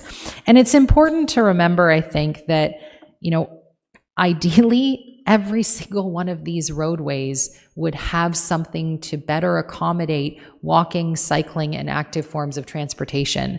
This is where it's challenging and also wonderful through a master planning process, is that you have to sometimes pick between certain routes and what is reasonable and what is feasible. And that can be a hard conversation to have. Is this route better than this one? Sometimes it's very negligible, the difference between them, but we don't have infinite amounts of money or capacity always to support the implementation, and we want to be just as respectful and reflective of that, while also being aspirational and really pushing the major goals that we have for this plan too. So with the pause, and I see that we are at 12:02, so I'm sure tummies are grumbling to some extent. In terms of the network next steps, sorry, these are our walking maps. once the network has been confirmed, so this is the top part of the slide, what we're going to be doing as part of this project, as part of the Active Transportation Master Plan, is we're going to be taking all of these comments from today and any of the ones that you send afterwards and confirming the network. We will come up with phasing and costing and priorities that you'd like to see. We'll do another internal review and finalization and put that all into the master plan report. I'd mentioned a little bit earlier about what happens after. So once this plan has been adopted, hopefully, and once this plan moves forward, there are different ways that these projects can move forward. And that's just what we wanted to articulate here, is that there are some next steps and opportunities for revisions or reconsiderations, as we've been saying about the trails plan as well, as the city proceeds with implementation. So in the afternoon, if people do want to break for lunch, in the afternoon, we'll talk a bit more about the specific recommendations that we have put forward and we have adapted since our last meeting. And those are pertaining to the 4 or 5 topic areas that we have. So guidelines, policies, implementation, 5 it is, programs, as well as monitoring. So we won't go through each and every one of them, but we'll have a similar conversation as what we had this morning on different revisions, clarifications, as well as any thoughts on major priorities. But before we break, in terms of the network, is there anything in terms of network revisions or links that the group feels are of critical importance, of necessary discussion that we wanted to have before we break? I have a question, if I may. Just based on what you just said, you're going to take all of this information one more time and get closer to the final report with costing, and then that'll be shared with us before it goes to council for review? It will be shared. We won't have a working session like this in person, but the document and the recommendations, finalized network, costing, phasing, the whole report will, I believe, will be shared with the task force. Could I ask that the next time, or when that happens, that we get this type of copy as opposed to just the electronic, because that was very difficult to review electronically. I will be providing it in electronic copy. I hope that the city would be, these will be very large documents and quite expensive, I imagine, to print. I'm sure we can manage to get a couple of them printed, but it will be quite a big document. So maybe what we can do, and we can talk about it with staff after, is, print a couple of copies or have a couple of copies printed, and have the group kind of share them and go through them in that way. One for each. Yeah, exactly. Bring the library card. We'll just have it. I've always said I think I would be great at doing an ebook for a master plan. I'd love to read it out, do an audiobook for everybody. I think it would be great. I love reading them. So we'll definitely cross that bridge when we get there, but it will be a pretty hearty read. You'll be given enough time and what we can to support you to be able to review it. Great. That if you want something larger, this is that document, the recommendations that you sent out. And when I downloaded it and then pasted and copied into a Word document, I was able to get reasonably large print. And so if someone who's more technically savvy than I am can maybe provide that document in electronic form that you can then print out. I mean, I guessed at this. It wouldn't take the Excel spreadsheet was much too large, but it was able to pick up this portion and come out in quite readable form. One bonus is your report will not be done in Excel. I promise you that. And the font, we meet city guidelines in terms of document requirements. So it will be 12-point font. It will be Arial font. So I'd imagine that it will be far more readable than the technical working documents that you have. So maybe we'll wait until we get the document to you. You can take a look. It will be much more infographic and a bit more like these presentations as opposed to, a working record of comments and whatnot. So hopefully that will help, and then you won't have to copy and paste. Well, you will definitely not have to copy and paste from Excel into Word because it will already be there, or in PDF.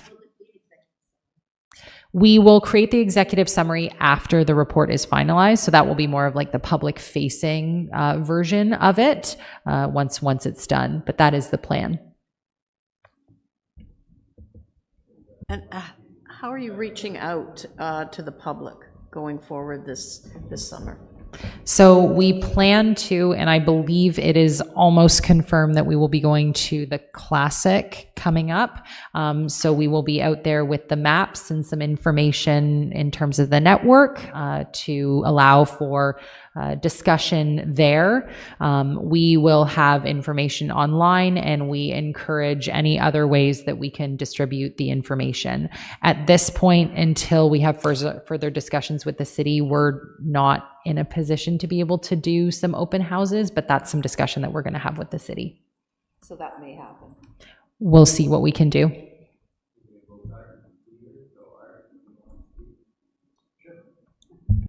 This one, did you want to talk about specific maps right now, or some of the? Was that one of the questions? We're happy to open it up to the specific comments and questions about the maps right now. Absolutely. I just noted that on the overall map of the rural area, Highway 48 is actually a beautiful ride right now, and it's not marked that way. It's got nice shoulders on it. The beginning doesn't, coming out of Coburn, but then it does open up, and it's not marked. I mentioned it before, I think. It's a great way to go, and it connects to the provincial park and everything else. So just wanted to add that. And Highway 35, which I know is outside of the city's jurisdiction, but it has beautiful hard shoulders all the way from Norland down. So it's also another good connecting point to get up to Highway 45. 45 is an important one to have changed because it's used by a lot of cyclists going across the country. 45 is a route that they take quite often, and it's a very dangerous route. It's high speed and no shoulders. So that, I know we have that down as one to improve, and it's an important one. Yeah. And I think that was one of the reasons why 45 came off, is that it feels as though a lot would need to be done, and with the conditions currently of the roadway and the platform available, that it would be a pretty onerous project and challenge. But again, similar to the Duke conversation, if this is something that continues to be of importance, then, you know, that sort of public interest and overall demand could trump the feasibility to ask for it to be more of a priority. So I have noted that. You're right about 35. I think I mentioned this at our last meeting in some of our conversations with MTO. They basically said, don't put anything on our roadways. We can, and we have in our database acknowledged that they have paved shoulders, so it's part of the connectivity, but we can't show anything, especially because we'll be distributing this information to MTO, to public health, to school boards, to others following this meeting, if we're all confident with that.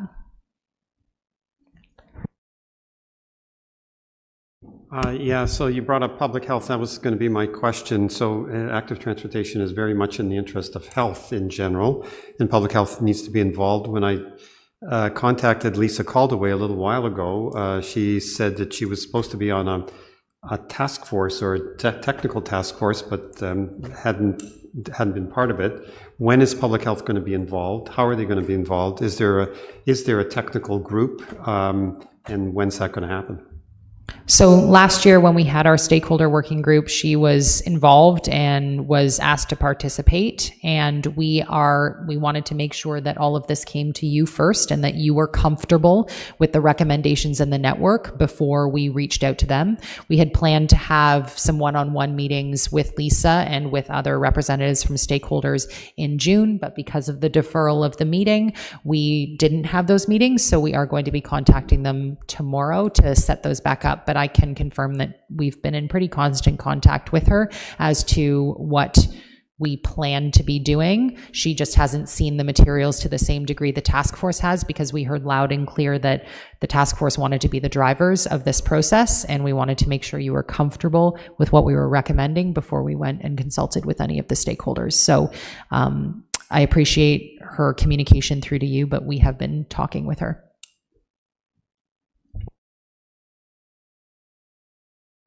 Okay, just along the lines of, I noticed among the recommendations, reaching out to youth and schools and so on, wondering if two possibilities occurred to me. One would be a general recommendation that within certain number of meters of every school, traffic calming be implemented. And secondly, some way of inviting the school board to incorporate the CAN Bike education program into elementary school. I don't know what grade, grade 4 or something like that. And I know there are logistics and all kinds of challenges to make that possible, but from the way I see youth riding their bikes around town, I think it would be so valuable to them and to those of us who are driving and walking if they were well educated in best practices. That's absolutely perfect input in terms of some of our next steps. So the plan for the master plan AT&P, similar to what we did for the trails plan, is we provided a series of potential programs that could help with education awareness and understanding. That was specific to trails, but we will be doing the same thing for active transportation. And I could see the CAN Bike Education Initiative being something that we could pull into that piece and to also include as a recommendation. And then also in terms of the traffic calming, I know that through the TMP, I don't know. I believe they are going to be looking at a traffic calming policy and something that could be explored that way. We will talk about that with them as well, but definitely encouraging traffic calming within certain distances of schools is something that we could plant in the AT&P and then encourage that coordination through the TMP and other work.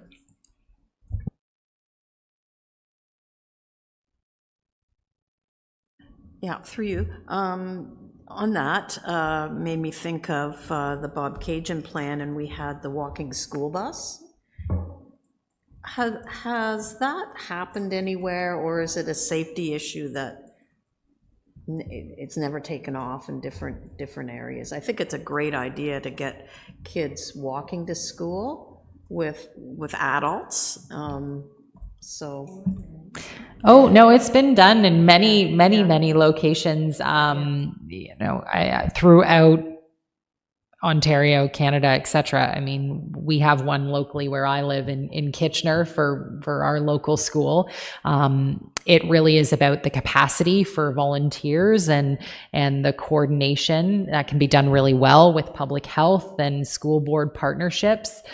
When I had a conversation in Fort Erie about this topic, there was a lot of clarification that was needed about who would be responsible for something like that. And that's a good thing to think about when we talk about the recommendations later on today, is that a lot of these recommendations have quite a bit of impact on entities outside of the city. Who's going to own it? Now, is that a reason not to recommend it? Absolutely not. But I'm just relaying some of the experiences that I've had before, is that it may be a challenge, not that it is a safety issue, but that who has the capacity and who is able to do it. But we'll try to explore that through this plan and see that from a programming perspective.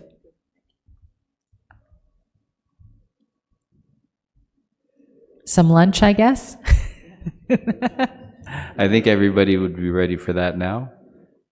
And to be continued. We have the maps up. Maybe when we come back, what we'll do is, unlike sort of the formality of the last session, the next little bit of work we have is really just to let you know what we heard and then to go through the recommendations. But if we have an hour and a half of time, we can talk about the recommendations. We can go to specific maps. We can keep this, if it's not too much trouble for those who are on the screen and virtually with us, we can keep this a little bit more dynamic so that we can get through all of the pieces and use it a little bit more flexibly if that works for others. Okay, perfect. But first, sustenance. Excellent. Well, thank you for the comments so far. Looking forward to après lunch conversation. Yeah. Lunch is in the same room as before, upstairs in the Victoria room. Okay.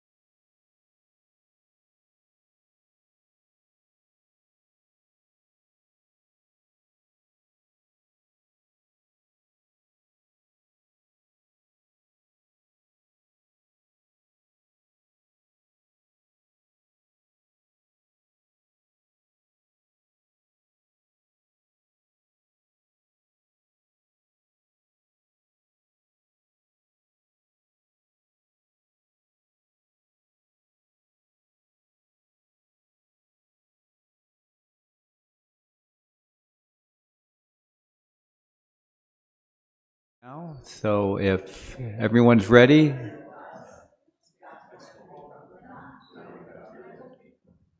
If everyone's ready, I think we'll...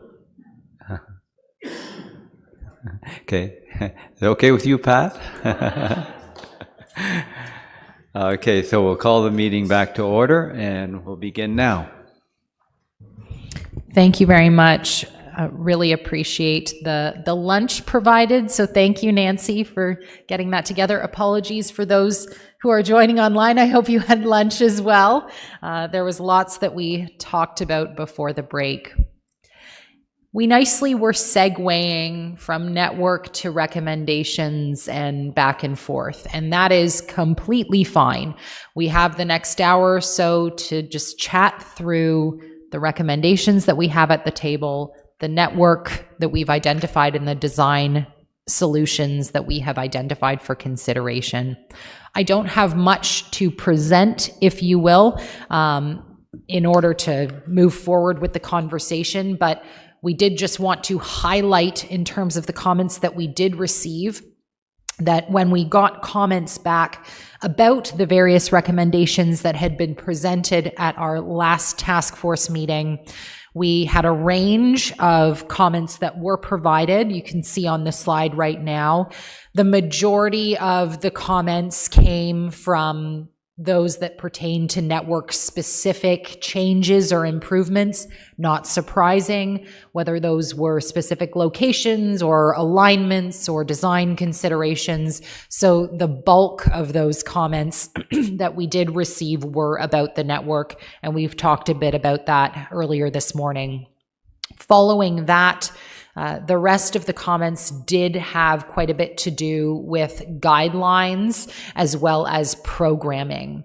So in order to demonstrate and show how we plan to address them, it's not only updating the recommendations in the table and in the presentation that we have before you today and that we've provided previously, but it's also in what we put into the Active Transportation Master Plan.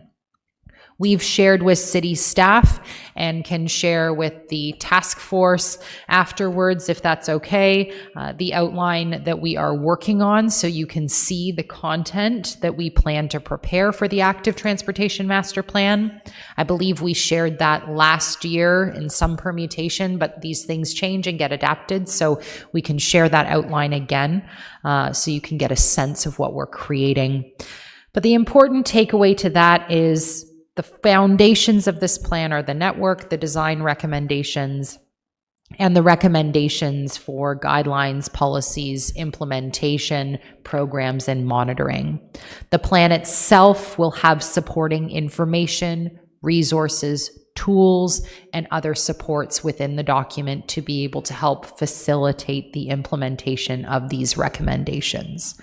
And if you do get a chance to take a look at the Trails Master Plan, I would say that that's a very good example, and we'll use a similar approach where the recommendation just doesn't stand alone.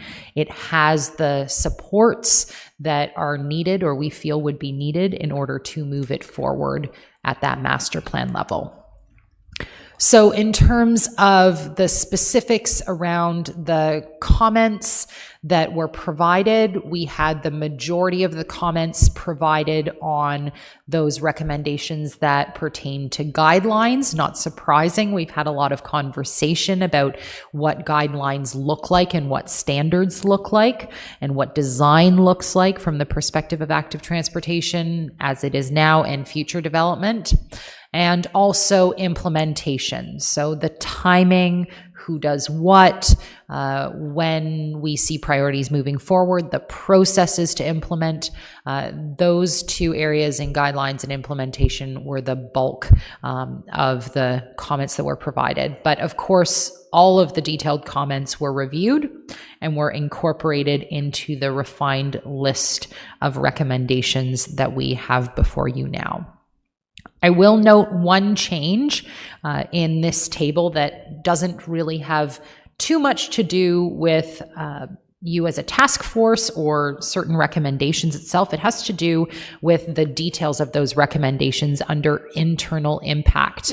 And Paul and Max and myself and John and some others had a conversation about the who was responsible for what. And based on some of that clarification, where you see public works referenced in the more detailed table that you would have reviewed, that is now going to be assumed as engineering. So we acknowledge that engineering has quite a bit of impact in terms of these recommendations, especially considering their role in design and construction, whereas public works would be more so related to the operations and maintenance of the infrastructure. So that's one slight change. Thought it would be important to note that, more so when we have our internal conversations with other city staff, which will also be coming up similar to the stakeholder discussions. And we've talked about it before. I will note it again that, of course, the transportation master plan is being done for the city. So this is good timing to refine these, to establish those assumptions, and to build it into whatever they are creating for their strategy and their plan from a wider transportation perspective.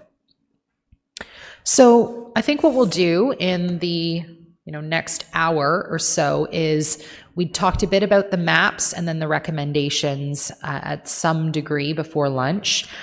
Was there a preference to go up to the maps and start looking at them in more detail, or are we positioned to talk about recommendations? We are here to take the direction that you would like to go in. Well, we're already sitting down, might as well stick with the recommendation. That sounds excellent. Great suggestion. So starting with guidelines, is there anything in the guideline recommendations that is needing clarification or any particular, I wouldn't say edits, but any specific components that we wanted to discuss, keeping in mind that the guideline recommendations are about design and are about how we design active transportation infrastructure as we go forward. This is how we can start to look at the change that we want to see made in the future, and also brings in some of those new features and aspects of design that maybe aren't there now. You'll note on slide 36 and 37 that we have two brand new recommendations that we've put forward. And this is about the bicycle parking suggestions. So the selection of preferred and appropriate bicycle parking in locations throughout the city should be guided by the ATMP bicycle parking design guidance. And again, that's an example of something that we are creating and including. So that's something that we hadn't included in the previous series of recommendations, and was a question and a comment that we'd received.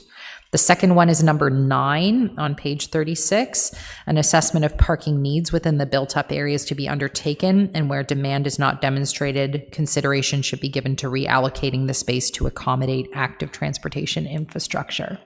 And we do know that parking is a major topic of the transportation master plan, so we hope that something like that would be an outcome or an output of that process that we could then leverage and use ourselves through the ATMP implementation. Question down here. Thanks, Claire. Yeah, I've been looking at the handout we got earlier, the spreadsheet, and under the preliminary Kawartha AT recommendations, guidelines, number 13 at the bottom of the first page, talks about city staff should allocate sufficient space to accommodate at least 2 bike corral stations within the downtown areas of Lindsay, Bobcaygeon, and Fenelon Falls, with the opportunity to expand into other communities if demand warrants. I would like to suggest that we change it from a minimum of 2 to something like proportional to the size of the community or to the population. To put 2, I know it says a minimum of 2 in Lindsay, seems like we could use probably 4 in Bobcaygeon alone.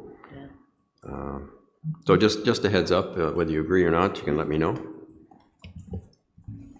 Absolutely, we can take that and explore it. I think that we can go in one of 2 directions with any of these recommendations, be a little bit more prescriptive to something that we are aspiring to achieve, or we can look to scale back a little bit to say that we are looking to find opportunities where possible to see the implementation of bike corrals, plural, so we don't limit it to a certain number. So we can probably go in that direction where we're not specifying a certain number and keep it open where it could be flexible to the community. Great. Yes, Peter. So this is more in terms of timelines. So number 2, sidewalks on both sides of the street and all of some of these the development standards.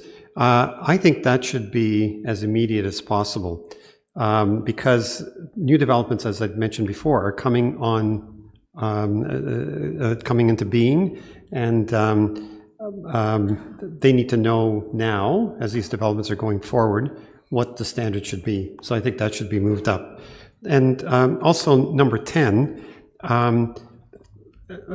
asphalt shoulders and paved shoulders and that sort of thing. So it may require investigation, but it can't be a green or immediate because there are other considerations, but maybe it can be moved up into alternate timing or just be a little bit sooner. Great suggestion. And I think in that case, it was thinking that there may need to be policy changes in order for that to happen. There may need to be some further investigation for platform accommodation as well as, internal support. But I agree that it's something that we could probably move up in terms of the timing. Great point.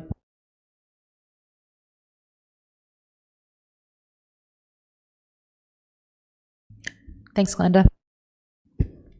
Just a request maybe for an addition where it's like in 5 and 12 and a couple of the others that mention bike corrals and repair stations. If parks, there's no reference to parks. We have a lot of parks that don't even have bike parking corrals, and I think they all need to, because I know where people can bike to parks, they'll make better use of them. That's a good point. I would note the recommendations that are in the Trails Master Plan that speak to the implementation of those types of amenities along trails within parks, but I think we can do a better job of connecting the two recommendations. So this was meant to kind of fill out that on-street, off-street type of considerations, but we can clarify that further. I think we could probably slide it in number 5, adding onto that list of community destinations. Yep. And just include parks in there.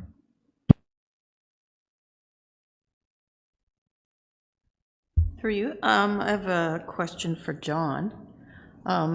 So with Bill 23, would that take in the ability of developers to not adhere to, I know green building standards aren't part of that. They're not made to do green building standards, and I'm wondering if also the infrastructure for active transportation would be part of that.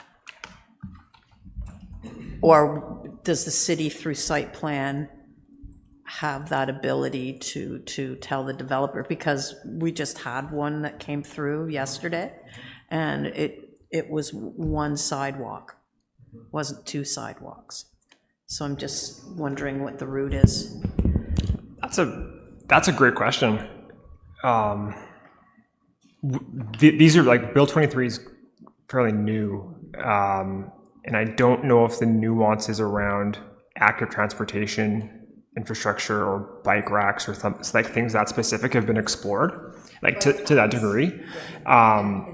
Sure. Okay, so sidewalks and bike paths, I would say that wouldn't prohibit the conversations from happening, provided that there's a strong policy basis to be able to request those things through the development. I don't think Bill 23 would axe those opportunities.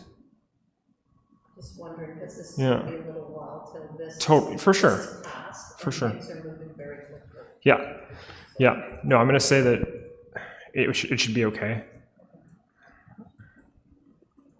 So aside from interpreting some of the policy impacts, I would think how we can leverage this ongoing kind of coordination and process a little bit more and continue to have those conversations and internal dialogues. As long as we're still working on the plan, we're happy to continue to review and to look at what some of these development applications look like and what the recommendations are, and to bring in best practices and design guidance and whatnot. Understanding that they aren't standards yet, but obviously working towards that. There's still opportunities to Policy change in the interim. to do an interim policy change. Exactly. Art? When Lisa was involved in the development side, she was often asked to look at what was being proposed for the development. And there were a group of us that sat down and went through the whole thing. This is a few years back, but it was sort of a standard procedure that you would go through and review it and make sure there's multi-use trails and that sort of thing. And so I hopefully that continues, that there's a group that will participate. Do you want to add? Was that the Trails Committee? No, it was the Trails Committee. Lisa has a name for it. So there's a, but there, yeah, it might be so if I'm understanding correctly, Lisa from Public Health, correct? Yes. So Public Health is one of the circulation bodies that are required to be provided certain pieces of the development application process. And so if Lisa or others decide that they would like to bring in other individuals or entities to contribute to that commentary, absolutely possible. It's interesting, I'm working on another project for Southwestern Public Health, which is Oxford County and Elgin County, and they're actively looking for enhancements and improvements to their collaboration and coordination with municipal planning staff, because they acknowledge that as public health practitioners, they know what their goals and their objectives are from their mandate perspective, but that doesn't always necessarily align with the changes in planning policy that happen or the guidelines and standards that are available or being applied. So I know that Lisa has been a really great active participant, but I can appreciate that sometimes it's been a challenge to take public health, even school board or other comments from external entities and translate those directly. I'm not saying it is impossible. I'm just saying that I've seen those challenges in other places before. In terms of formal groups for commentary, we have in our recommendations for the ATMP made suggestions around touch points for possibly continuing this task force or a group similar as it goes forward through implementation. The Trails Plan does not identify that type of group through the master planning process. That was a decision that was made through that process. We think that this could be an avenue that would continue to address both topics as well, trails and on-road active transportation. But that is more of a recommendation that's in the ATMP and could serve as an ongoing consultation group for city staff. Through you, one of the new recommendations is to have a staff member. Now, the city's trying to get a environmental planner, and so maybe that would facilitate both. We're trying to get somebody for the Healthy Environment Plan, and this obviously would liaise very well with that, so that could be maybe a committee of council or something like that. Yeah, or through the Environmental Advisory Committee. Absolutely. We have a transportation subcommittee of EAC. So. Yeah, best not to reinvent the wheel in these cases, especially with relationships that have already been built, and those sorts of avenues, as long as we make it as clear as we can through the active transportation plan how we hope to leverage those groups or who would be involved, that's where I would want to try to be as clear as possible. So we'll bring those in terms of those considerations when we look to that recommendation, not just for the staff, but for the group as well, who exactly could be in that position. For the trails plan, we had a similar recommendation, staff person, as well as a dedicated budget. Capacity is a challenge for every municipality right now. At the very least, we would want to have planning expertise, somebody who has kind of that environmental or infrastructure type perspective. And, it could be in planning and development. It could be a hybrid between planning and development and others. There are lots of different options, but through the next couple of months, we're looking to firm that up a bit more. A couple of questions connected to number 42, the idea of a bicycle-friendly community designation. So just a little bit, if you could just tell us what that means, what that implies. And then secondly, are there rewards that for the city, other than, you can think of obvious things like tourism, but is there anything else rewarding for them? And then thirdly, is there anything comparable for like a pedestrian-friendly city designation? Great questions. So bicycle-friendly communities comes through Share the Road Cycling Coalition. Okay. So they would come out and they would do an audit of the city, of the work that you've done, of the different initiatives, the infrastructure and whatnot. Having an active transportation plan and a commitment, as well as even your touring cycling routes and the great trails that you have and other things, I'd imagine that it would be quite reasonable and possible for you to receive some form of designation. There are 3 or 4, bronze all the way up to platinum, so I think there might be 4. Benefits, other than the kind of promotion and the awareness, benefits would be they do give quite a comprehensive review of potential improvements, but I would argue that you will now have your active transportation plan. So it would be interesting to see the two. There's a big plaque, there's, online awareness and that sort of thing. So it is more acknowledgement and encouragement to do better and support to do better. But also the tourism side of things. So you're correct. I won't get the organization correct, but there's a healthy communities, there's a walkable communities. There are a number of these types of designations that we could seek for sure. I would say that right now, when we were thinking of this, that we thought that the bike-friendly community might be a bit more realistic to start with. However, I could see the opportunity to expand that into exploring walk-friendly communities as well, which I'll add.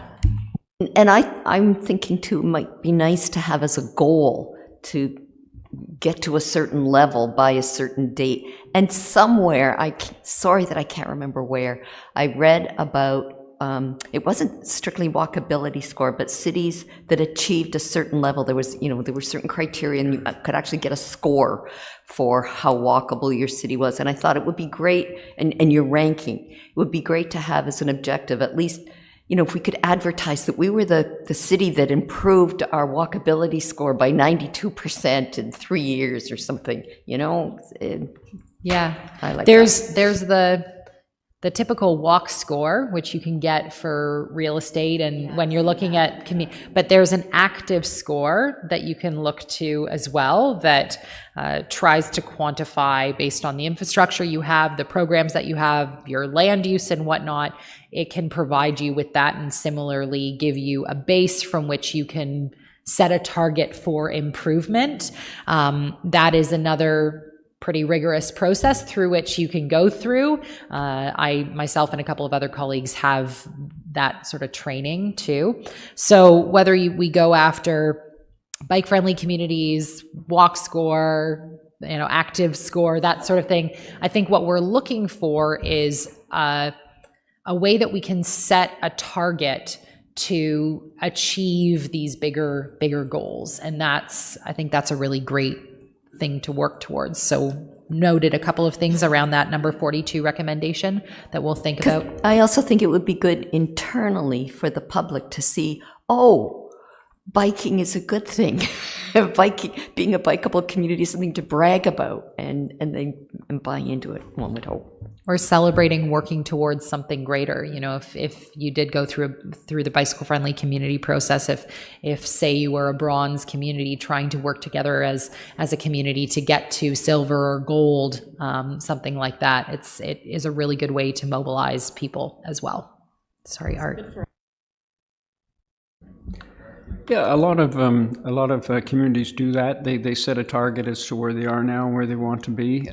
They do a bike show every year. They have a conference, which is fascinating. It's really worth going to. It's all the planners, city planners mainly, but also a lot of cycling groups and walking groups and people interested in that sort of thing. It's very well attended.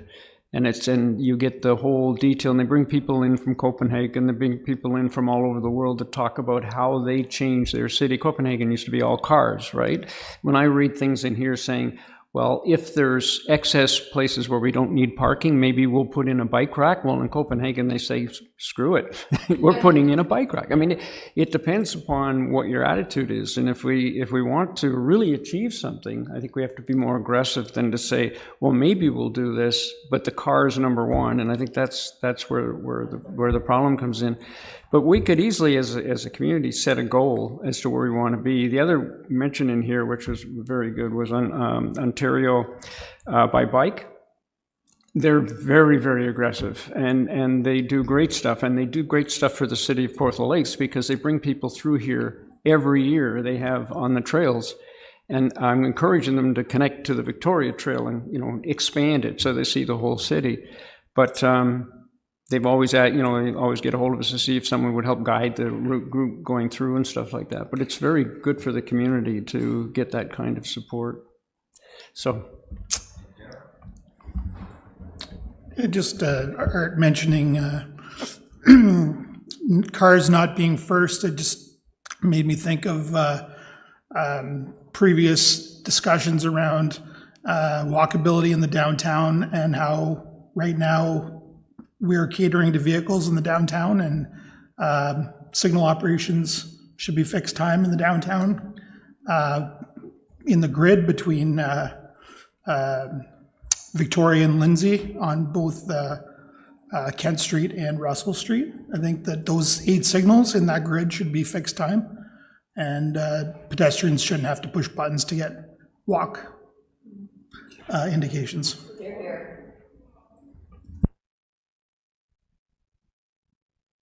Putting all of those down, thank you very much. And we take our direction and degree of aggressiveness as far as we think would be passable from a council and from an internal staff perspective. These recommendations around, say, the bike corral, we have some in here that say staff should allocate sufficient space, right? That where should is for my planner brain, should is a pretty strong word in terms of a recommendation. Could things be improved to be a bit more aggressive? I would say looking at these are pretty good, ambitious recommendations, but we can always look at them and review them from the perspective of, can we push them that much further if we think the appetite is there to do so. So I think maybe we need to be under the guideline principles, guideline recommendations, and I would think maybe under 15. I think all these comments about being less autocentric, I think are important and maybe need to be actually put in as a guiding principle. And I would say where active transportation and motorized uses collide, then active transportation should have primacy. So, and that should just be a principle. Obviously, we have cars, we have motorized vehicles, but I can see that, and this is, because it talks about along primary corridors and all that sort of stuff, because I can also see where there's new developments and other things, the ATVs will want to be on some of these trails. And I think active transportation has to have priority in all these things. And if they collide, active transportation needs to be primary. I mean, if the ideas collide, I hope there's no collisions. That's the whole purpose, is to avoid physical collisions. It's the collision of ideas. I'll just add a quick comment in response to that. Thank you, Peter. So when we go back to some of the principles and the vision for the plan, which we have reviewed a couple of times, I would say, but we can go back to look at it again, that it is very much about elevating active transportation so that it is prioritized wherever and wherever throughout the city. We can look at it again, but to your point, that is more a principle base as opposed to maybe some of these recommendations. What I will say in that example you provided in number 15, we're trying to push to say, okay, maybe you're still going to continue to see the roads as movers of vehicles. The roads, I'm talking about, the asphalt lanes. What we are hoping to push for is that it doesn't become just fit the bikes and the peds wherever you can, that you are designing specific spaces for active transportation users so that they feel safe and comfortable, whether it's along a road or along a trail. And so that's where number 15 comes into that place where it says you are striving for fully separated facilities as much as possible where you can, so that you are saying you have your own space and you have a place that you can use and that makes you feel comfortable. Going hand in hand with other guidelines like the reduction of speeds and the overall change of the way the road functions, so that you're bringing it down to more at a pedestrian level as opposed to making them thoroughfares and bringing in these features and facets of more walkable spaces and environments. So it's sometimes hard to see all the pieces coming together. I appreciate it, but the way we've approached especially these guideline recommendations is give active users more space. Take that away from the vehicles if you need to. Dedicate the space, make it separated, improve the environment, make it more walkable and more complete as much as possible. And last but not least on that point is then around, how we think about prioritizing it. And so that will have to be part of those conversations in terms of the phasing as well and what that looks like down the road. So, great points. I hope our goal, I should say, in developing these has been moving it in that direction. Yeah, just real quick, just to build on Daryl's suggestion, I'd crank it up one little notch and say, could it also provide the signals that I see in Toronto so often that are the pedestrian first, so the pedestrian's got like a 5-second head start before the cars. And the more we have of those, the more the drivers will just get used to it and they'll be fine with it.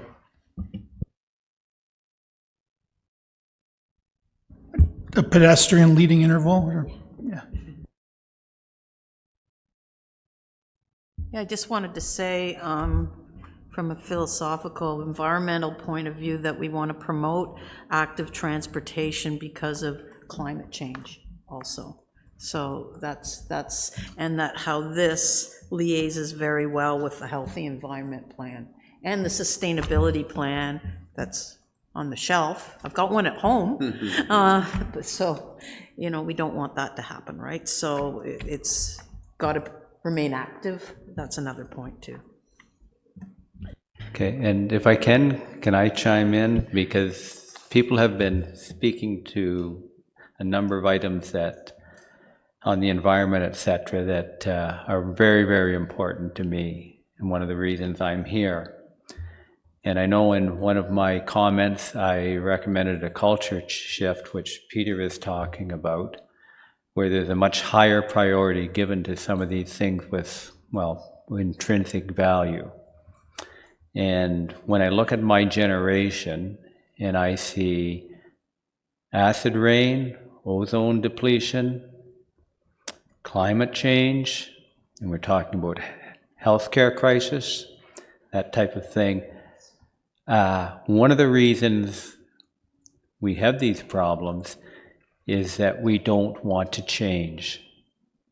And so I'm more of a mind that this plan should have very strong statements emphasizing, as Peter said, primacy of active transportation, and not just say that we need a culture shift, but give the justification for it.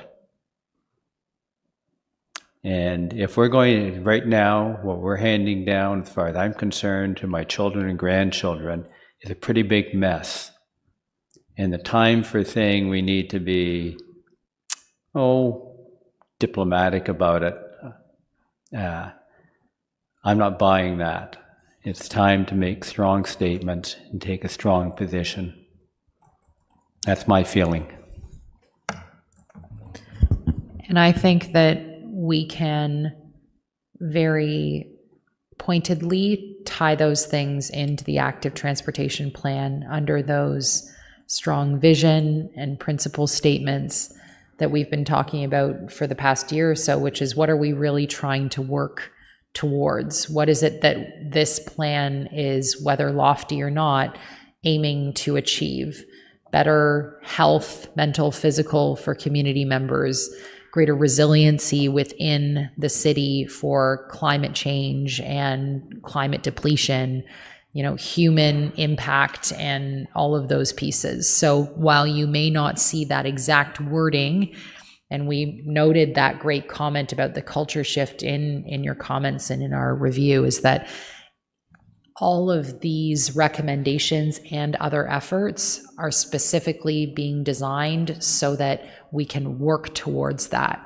And it's hard because this plan is not going to function in isolation, but we are reviewing it right now kind of in isolation. So connecting the dots between Trails Plan, this plan, any land use planning strategies, the official plan, the environmental strategy, which we went back into and looked at all the healthy environment plan, looked at all those recommendations, the TMP coming up.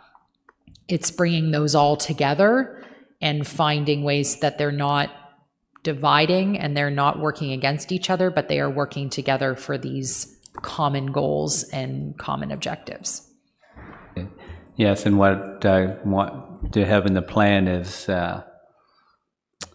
when we're making comments on it or going to council and asking for things, to have some very specific, strong wording on environmental responsibility, health and wellness, that type of thing, and say, these are objectives of the plan.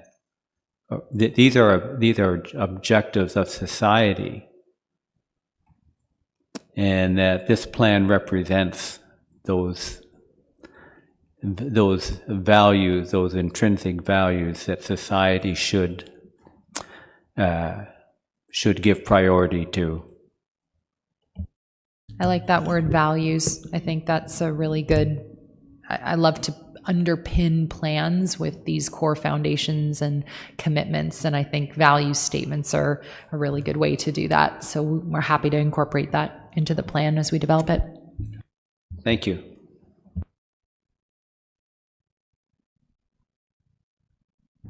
Specific recommendations in any of the policy or implementation sections. Maybe I'll just quickly go through for the benefit of the group. Policies, there weren't too many changes. They're pretty big recommendations in terms of changing and continuing to adapt policy documents and incorporate the findings of the ATMP and the principles of the ATMP into those documents. I mentioned it before, but we will be providing some of those suggestions and some of those changes if needed for consideration.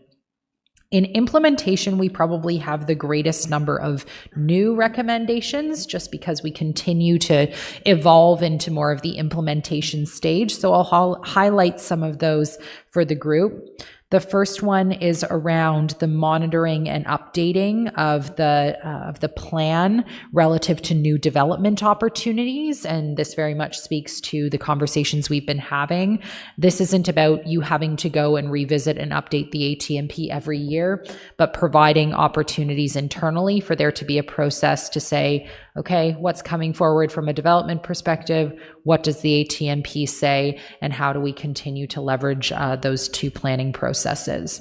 So the tools and the tactics will be in the document to guide that.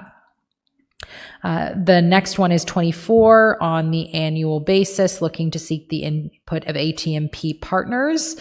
And we will develop a partnership strategy that will identify, and this is something we did in the Trails Master Plan. We'll do something similar here, identify the different partners, different roles, and have them involved in ongoing conversations. This is one that we may be able to revisit just from a committee involvement perspective, task force involvement perspective.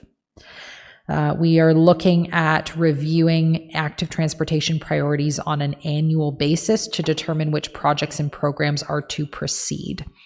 This is important because we want to make sure that active transportation and trails as well, there's a very similar recommendation in there, is always part of the council conversation and is coming forward through annual budgets. And there are projects identified and shown that we are monitoring and moving the network and the recommendations forward.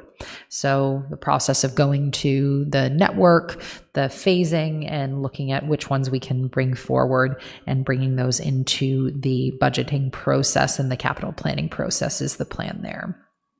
The next one is the dedicated staff person that Pat, you had already highlighted. So yes, we are doing a similar suggestion around an individual staff person who would be responsible for the coordination and implementation of the ATMP. That capacity conversation is very critical. There are overlaps when it comes to development, absolutely, but this is an infrastructure / development and planning type exercise. And so having somebody who can, bring together all of these pieces, whether it's through engineering or public works or community services, as well as development, there's a lot that needs to be done here with internal and external management. Yes, Pat. Are you going to rate, I'm going to the back here, but what are the 5 recommendations that you feel are the most critical to the success? So we've talked today. Are you going to rank those? We'll probably do we had planned to do something similar to what we have done in the Trails Master Plan, where we highlighted ones that are critical to the success of the plan. We won't rank them because I think that's pretty subjective and, 1, 2, 3, 4, top 5, but we would probably say these are the 5 that would be really important for the city to proceed with. Is that? Yeah. Okay, great. Sorry, do you want to just check in with the people attending on Zoom? I haven't seen any hands put up or anything. Thank you for monitoring. So, I appreciate it. No worries. No hands have gone up or anything, or no waving in the background. So do either of you have any questions or wish to add anything to the table here? I think you're muted, Greg. Yeah. No, I'm there you good. go. Listening Yeah. in here. Yeah, same in my end, guys, just listening, and it's pretty detailed. Okay. Thanks for confirming. Thanks for asking. Yeah, no worries. Excellent. I think we're good. I think we're okay. We'll keep our eyes peeled for any hands up. I had assumed, pardon me, that we were keeping an eye on that, so I'm glad we actually were. Thank you. That's good. And we are, I understand the time that some people may need to leave, not a problem at all. We will continue on. So the next new recommendation, and I'll group this into the series that we have, very similar to the Trails Plan. We are specifically identifying certain budgets that we are looking to have move forward. We know and we have heard comments that It could be more. It should be a certain percentage of the roads budget, that sort of thing. At this point, we will likely have a conversation with engineering and public works to see what sort of capacity there would be in terms of interest, but it's also could be a council decision too. So right now there's a dollar value, but we acknowledge that there were some other suggestions for how we could consider funding it. Yes, Pat. So in Bobcaygeon, there are going to be 2 sets of stoplights, which will be in that corridor, around that corridor. So that is already in the works. So there are things like that are already happening. Yeah, so. And I'd had a brief conversation, and I'll jump to you, Art, in a second. Actually, it was Art and I having a conversation at lunch, which was about these next steps for the plan. And I think a plan that's very successful is one that isn't prescriptive, but it gives different alternatives and avenues to implement and to fund certain projects. And so not just assuming that all of the network is going to be implemented by capital projects, that there will be opportunities. Some will be more operational in nature. Some could be leveraging capital projects that are already on the books through the capital plan. Others could be standalone. Others could be external funding. And you'll see that recommendation, Peter, about exploring external funding. Pardon me, that's in there. So I think to your point, Pat, there are things that are already identified in capital plans. We have identified those and mapped those so that we know what those are. That goes into the phasing plan and also assumptions around funding. But we're also seeking other avenues so that council or the public doesn't see this network, doesn't see the dollar value associated with it and think, oh goodness me, that's going to be impossible. No, it gets broken down a little bit further so that it's more manageable and there's different avenues and opportunities for funding to be explored. I think when we're costing things, and I know that's another step, we say, well, how much is this going to cost? We have to be conscious of the fact that putting some things actually contribute to a road's life considerably. So for instance, County Road 8, if we were to add, like they've done in Simcoe and they've done a lot of other places, hard shoulders to it, the reason they're doing it is not for active transportation. They're doing it because it extends the life of the road. So our role would be to encourage them to continue on that route. And by the way, it'll be very good for active transportation, but you don't want to show that as a line item in the cost of our active transportation plan, because that'll just get shot down because it's so expensive, right? I mean, it has all sorts of justification for other reasons. So I just don't want to lose sight of that. There's when we're putting the cost of this plan together. That's a great point, Art, because I think that's where we can get creative in how we present the information. And so I had mentioned, that one lump sum for the entire network, trying to find ways to, and we've already started to look at different ways to present the network, overall experience and kind of walkability or health related improvements, or life cycle costs for a roadway as well, and other different avenues. So those are great comments that we'll be exploring through the costing for sure. We don't just want it to be one daunting number that's only associated with a singular source or singular benefit either. Yeah, to your point, Arthur, a lot of these projects, they don't have to be standalone expenses. So if you put a price tag on every single one of these projects, it could be $100 million, and the council will say, we don't have that kind of money. But a lot of them will come at times when they're rebuilding a road like Canal Street and Bobcaygeon, where it's all part of the same cost. So it doesn't have to be standalone and we have to find $100 million to ever make this happen. And that's where there will be a lot of benefit to coordinating with the transportation master plan as well. So we'll be able to say that these are our active transportation recommendations, but let's bring this into a larger capital project that thinks about transportation holistically along a corridor. And so while we have the information, should funding become available. And that's the other side of it too, is, say in the best case scenario, we suddenly get, $200,000 that was nicely noted that Al had secured last year for the TCT.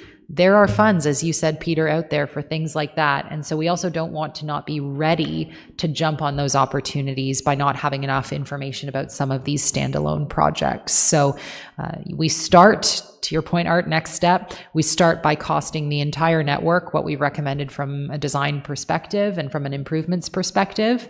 These recommendations will not be costed because they're most of them are more for an internal cost as opposed to programming, which is more external. So costing the entire network and the improvements, and then breaking those down by the different types of funding sources, the different types of avenues, and having enough details to secure those going forward.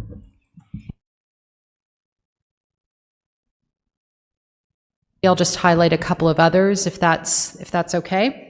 So I'm just at the bottom of the page, number 32. We talked about the external funding options. Also, interesting comment that came through, which was about setting up a place for donations to secure some external funds for active transportation. So that recommendation has made its way into here. Who knows if that will be of interest, but I thought it was a pretty interesting idea. An account that could be set up by either the task force or a group that's responsible. And if there are donations from the communities, or if you make a little bit of money from an event that you put on or something of that nature, could be something that you use to build over time. So that has made its way into the recommendations. We talk about the phasing strategy, which of course is quite important. And we did hear loud and clear that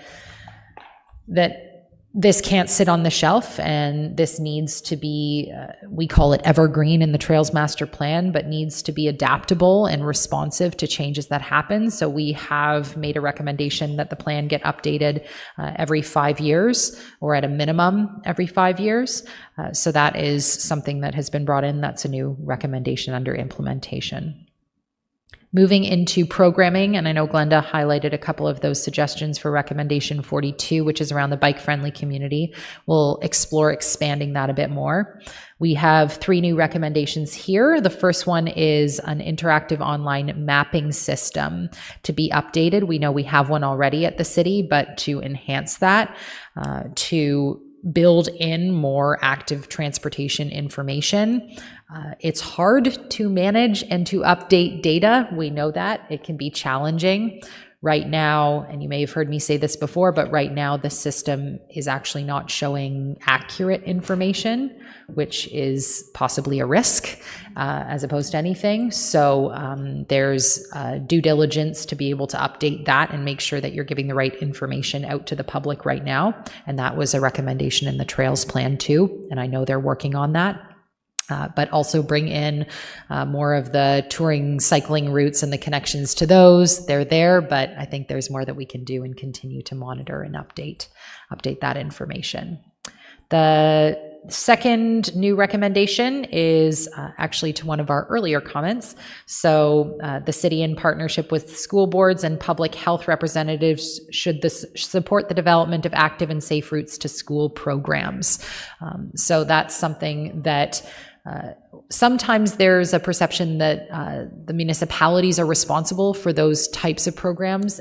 There is a role for municipalities to play in terms of supporting and helping from an operations and an infrastructure perspective, but a lot of that has to do with designing the programs and making that happen with the school boards and with public health representatives. So we have a number of different templates and programs that we've used or designed ourselves, happy to share, but that would be a coordination opportunity, absolutely. And then the programs and outreach strategies that we will be identifying in the ATMP, we're looking for a group like this to be able to go through that list and to identify what sort of program you'd want to work on this year, or what sort of strategy you'd want to undertake. Typically, or what we've seen, a couple of years ago, are very prescriptive recommendations around programming. Like, thou must do this program. other than the Safe Routes to School, which is actually a very critical priority, I would say, programs really have to respond to whom you would like to engage, how you would like to see the culture shift in a certain direction, or an audience that you think needs to be involved a little bit more and needs to be encouraged further. We will provide suggestions of different types of great programs for youth and for seniors, different demographic groups based on the user profiles that we shared earlier this year, but absolutely should be more about the city and its partners to identify which ones are going to be most appropriate every year and how that would unfold. So last but not least are the monitoring recommendations. We have a couple new ones there.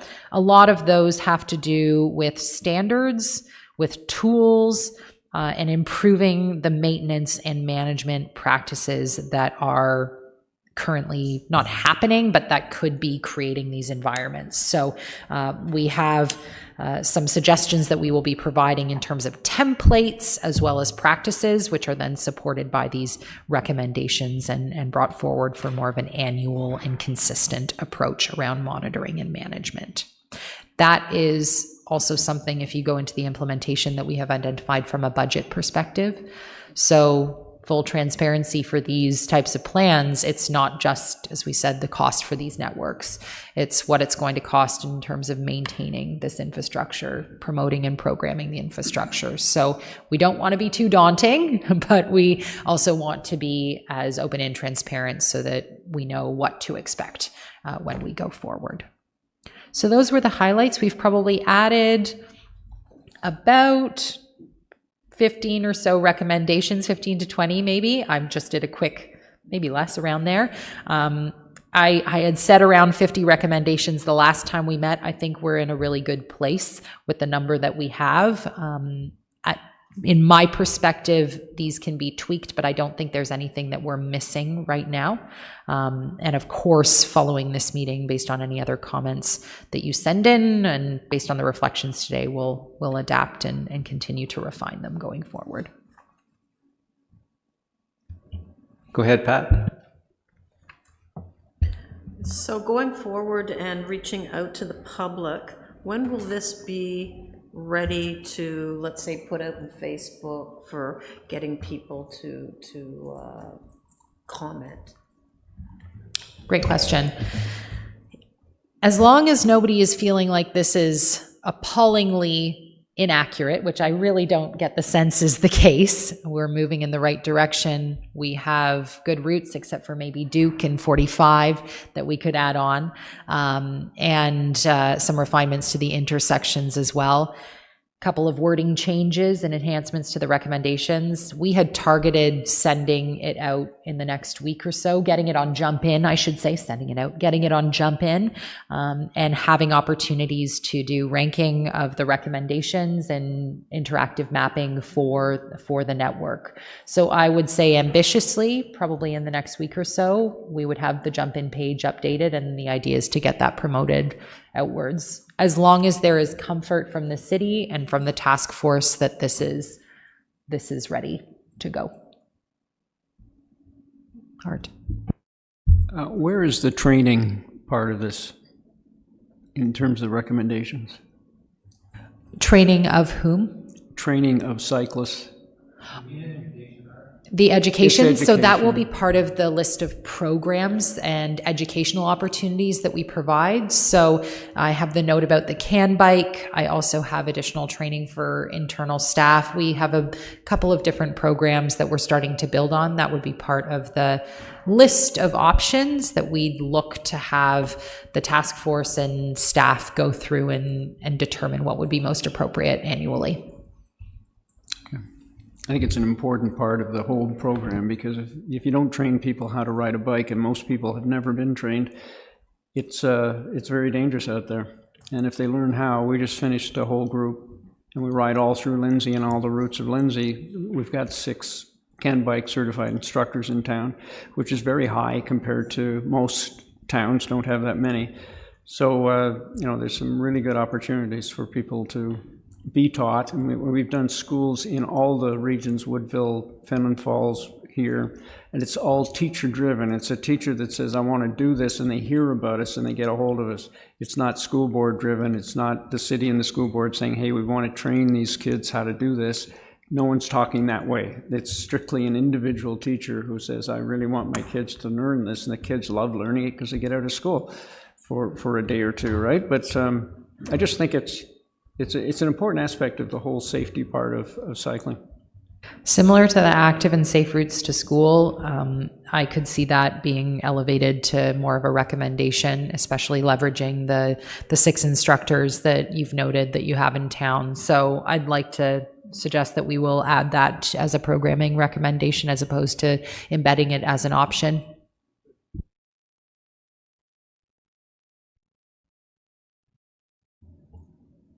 I think there's actually something said about that in general, not as specific. So I think, Art, your points were very good on getting to the specifics of it. But in number 44, I believe you bring something out along that line on a more general basis. And just adding one other comment is that signage is not going to be near as effective as what you're talking about, Art, is getting right to the kids and whatnot. But I think it's important that trail etiquette, and etiquette isn't quite the right word, but you know, how you ride your bike on a trail where there's also pedestrians and whatnot. And in general, I'll still use the word trail etiquette, and safety provisions. You know, act responsibly and safely when you're out there, whether you're a pedestrian or a cyclist. And I think that really has to be emphasized, and expanding it into the schools is, you know, really good, because that's probably even, that would be more effective. But I think that the safety and trail etiquette aspect has to be brought out in the signage. So I'm not talking about specific signs now, just that be in there. I will say that in the signage and wayfinding strategy that we have for the Trails Master Plan, there's a series of signs that are designed and recommended in terms of trail etiquette specifically, and use on trails. So we have started with that as a base. I think the additional awareness and connection to the how to use then the on-road system as well will be important. So I think we can find some connections between those recommendations and what we have here. Just on that, was just thinking while you were saying that, reaching out and maybe having a partnership with the 2 police forces. In the Trails Master Plan, don't mean to reference it again, but we're trying to connect them as much as we can.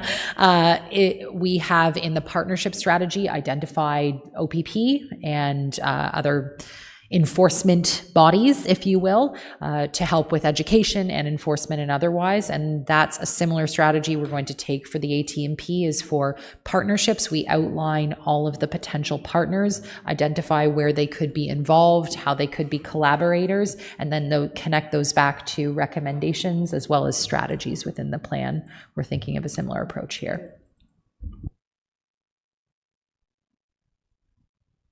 Since I forgot for the majority of the meeting, I'll check online to make sure that I haven't missed anything. Thumbs up if we're all good. Amazing. Thank you, Greg. That's wonderful. So we've been through each of the recommendations, not each of them, but you've seen them. We've talked to some of them. I'm feeling very confident in the number that we have. I personally don't think it's unwieldy. It gives a really strong foundation for a strong breadth of recommendations within a plan. Some of the comments that you may have heard me speak to when we were working on the Trails Master Plan update is the previous Trails Plan, which was a really great document, sometimes had some very, very specific recommendations that by the time you adopt them, sometimes they become null and void within a year or two. We're trying as best as we can here to provide recommendations that are that can adapt with time and with change, while also providing more specific direction on the design opportunities, the programming opportunities, the partnerships, and whatnot. So focusing on the adaptability and sort of the resiliency of this plan itself. We'll share the outline, as we mentioned, with you, so you can take a look at what we're planning to create, what we've already started to create. And if there's any other pieces or components that you really think need to be incorporated or included, similar to the values that were shared earlier, I think were really, really great foundations. This is absolutely the time to continue to let us know, and we'll be writing vigorously over the course of the next couple of months, along with the creation of the costing and the phasing. So in terms of those next steps, oh, sorry, Pat, go right ahead. What are the 5? The 5 top recommendations. Yeah. If you put me on the spot right now. Absolutely. Well, I would say the staffing would be the top one, along with funding, if you had to put me on the spot for that. I would say that the update to internal policies and standards would be really critical. I'm seeing nods, so that's excellent. That's 3. In terms of guidelines, so that's maybe 2. Policies would be ensuring that there are updated bylaws to make sure that they're reflective of the changes in this plan, and then guidelines would be development standards, I'd probably say. So that's 4. And then one more would be the partnership strategy for me, not because I just talked about it. So not to rank them, but those are the 5. Those would be the 5. Developments high up there. Yeah. And I'm seeing nods. And if you'd like to, you've already looked at these, and I'm sure you have comments if you wanted to think about that as well, or did you want to go around and say if there are any that are missing? We're happy to do that too. I'm seeing nods. We'll feed you back. You'll feed me back. Sounds good. To the wolves, maybe. I understood. Thank you, John. Yeah, but those would probably be my top, because this will be such a collaborative effort. And when I say partnerships, this is assuming that this plan has been and is being developed through development services. So partnerships means anything outside of development services within the internal structure and beyond. So it really does talk about, how this plan is will talk about how this plan is intended to be coordinated internally, but also how to leverage and bring forward yourselves, others as well, and to make that more effective as best as we can. And we have in that list for the trails plan everything from Kawartha Trans-Canada Trail to Ontario by Bikes to others. So the reach is pretty broad. Yes, I think those all of those are possibly equally important, and if we were to rank them, everybody would rank them in a different order. And I was talking to Daryl over lunch about the importance of what you referred to, partnership strategies, where groups from the public get involved as well, and really add some support to council for going ahead with some of these, with the plan itself. So I think the partnership with community groups is going to be very important. To kind of underpin that, the monitoring strategy, I think, would be very critical as well, just to make sure that the actions being undertaken, the items being implemented, are being recorded and tracked and followed up on to ensure that they are being completed, and then making sure that that's evaluated on an ongoing basis. I would agree on that. And that would lead to a slippery slope, because I'm like, and then update the data and make sure the mapping online is accurate. But it's setting a really good foundation that spans the whole planning process, if you will, right, John? Like I really have to stop hitting that mic. You're starting with change at the top end, where you're you're bringing active transportation into the overall discussion around land use and land application, all the way to design, implementation, partnership, and monitoring. So not that I want to just pick one for each section of recommendation, but we're kind of moving in that direction. There probably is a top 1 or 2 in each category, which may actually be the direction we end up going in, you know, the real top 1 and maybe a follow-up.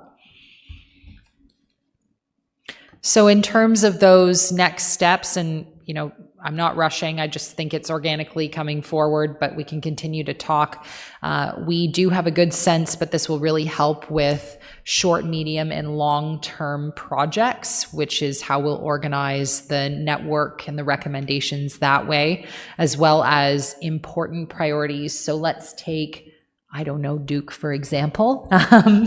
And, you know, maybe it isn't something that isn't imminently feasible to implement next year, but it's a really high priority. We'll also be looking at those different pieces of the network too. So this is what reasonably the timeline could be from an actual implementation construction perspective, but this is where we know we really want to put our efforts in terms of moving certain projects forward because they're important. Yes, John? Yeah, I know that Public Works does a 5-year forecast of what roads they're going to upgrade or replace or repair, and it would be good to have this plan in front of them so that they can coordinate, with engineering.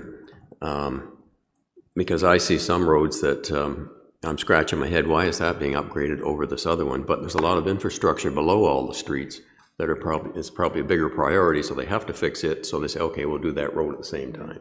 So there's an awful lot goes into this, and it's got to be, departments have to be talking to each other. Absolutely. And one of the plans when we have the network and the costing is to then take that in the next couple of weeks or month to go to Public Works and to engineering to have that conversation about what it looks like, and acknowledging the fact that they're in flux with the work that they're doing. This can hopefully help feed into it, or at least we can take some of those away and build it into the phasing. Great. Then I think we really are quite close to confirming the AT&P recommendations. That piece on the technical next steps is likely going to move up because we'll feed that into the public engagement that we'll be having.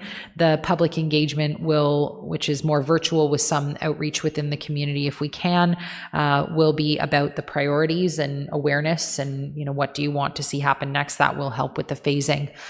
So those are the strategies that we do have, along with some of the engagement with Public Works, with MTO, with school boards, to get this information in front of them too, now that we feel confident about the direction that we're taking it, and I believe they're almost there in terms of finalization. So that is our presentation for today and discussion. Somehow we always come with a tome of information that probably could knock you to the side, but this very much felt like a great conversation and very, very helpful. I know we have a bit more time, so if we wanted to go to the maps and talk about anything specifically, we can also do that. Okay, perfect. Do we have to keep the microphones on for those online? I think it might be hard. Yeah. Maybe we can relay the information, or do we just kind of have a follow-up?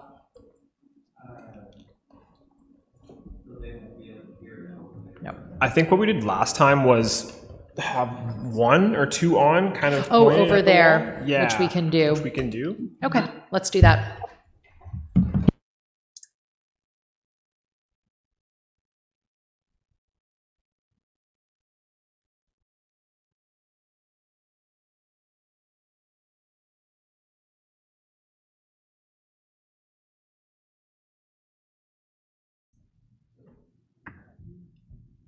I don't know, maybe one. We might get feedback. Yeah, well, that should work for a while. Yeah. Put this one on, it's in the middle. Yeah. Yes. Question. Cool. Yeah. I'm not sure what happened. That's 4 Bear Pool, there's a park there, and there's the pool building community. But I'm not sure what the hash lines are. I couldn't figure that out. This is the trail project based on the. Remember we talked about trail that? there. It's going to be a new trail. Yeah. And it's not going to be. No, Oh, I know that, but so that's to identify that it's gonna come across the dam? yes, Join over here? ultimately, yeah. So there will be a linkage through and then Oh, along. okay, that's what, Yeah. why that was right there. Okay, Yep, that's so good. there's that proposed Like it, piece there. the daycare, we seem to talk about. Yeah, it's really.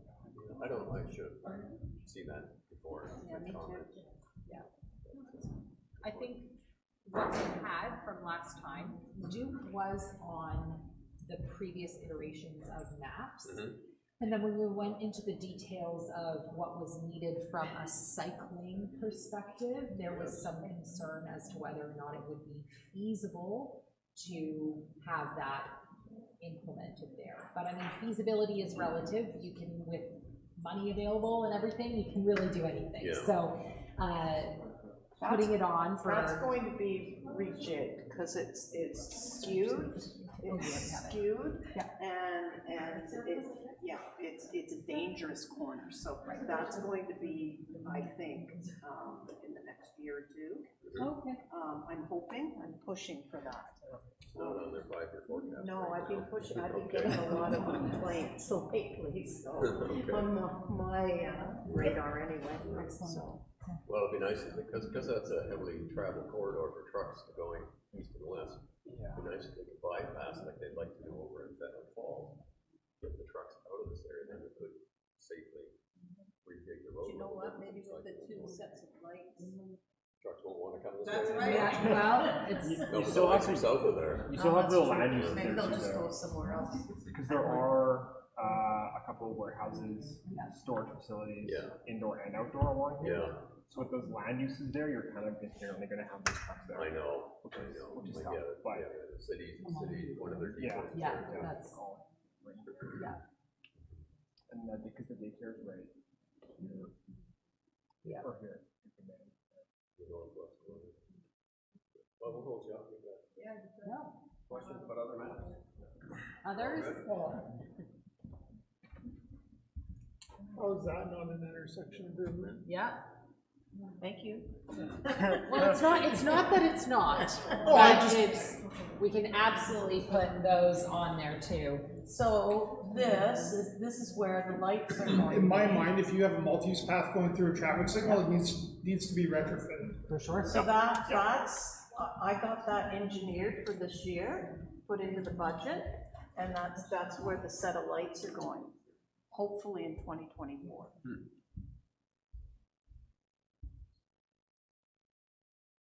So that's what I was talking about. Right. So that's going to just slow down traffic, and make it much more user-friendly from walking to cycling, and especially if there's that cycle path along here.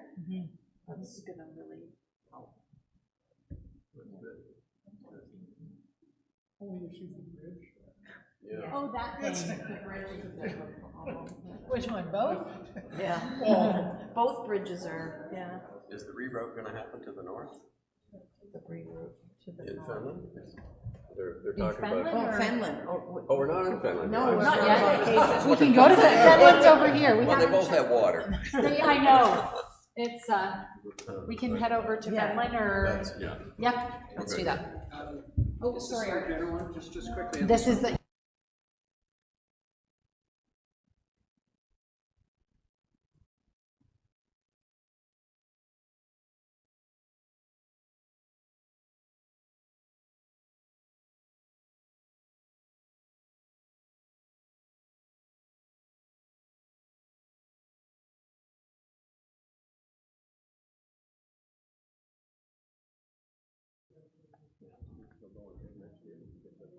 I did.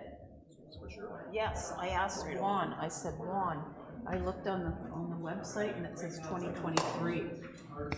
So I said, it's gotta be 2024.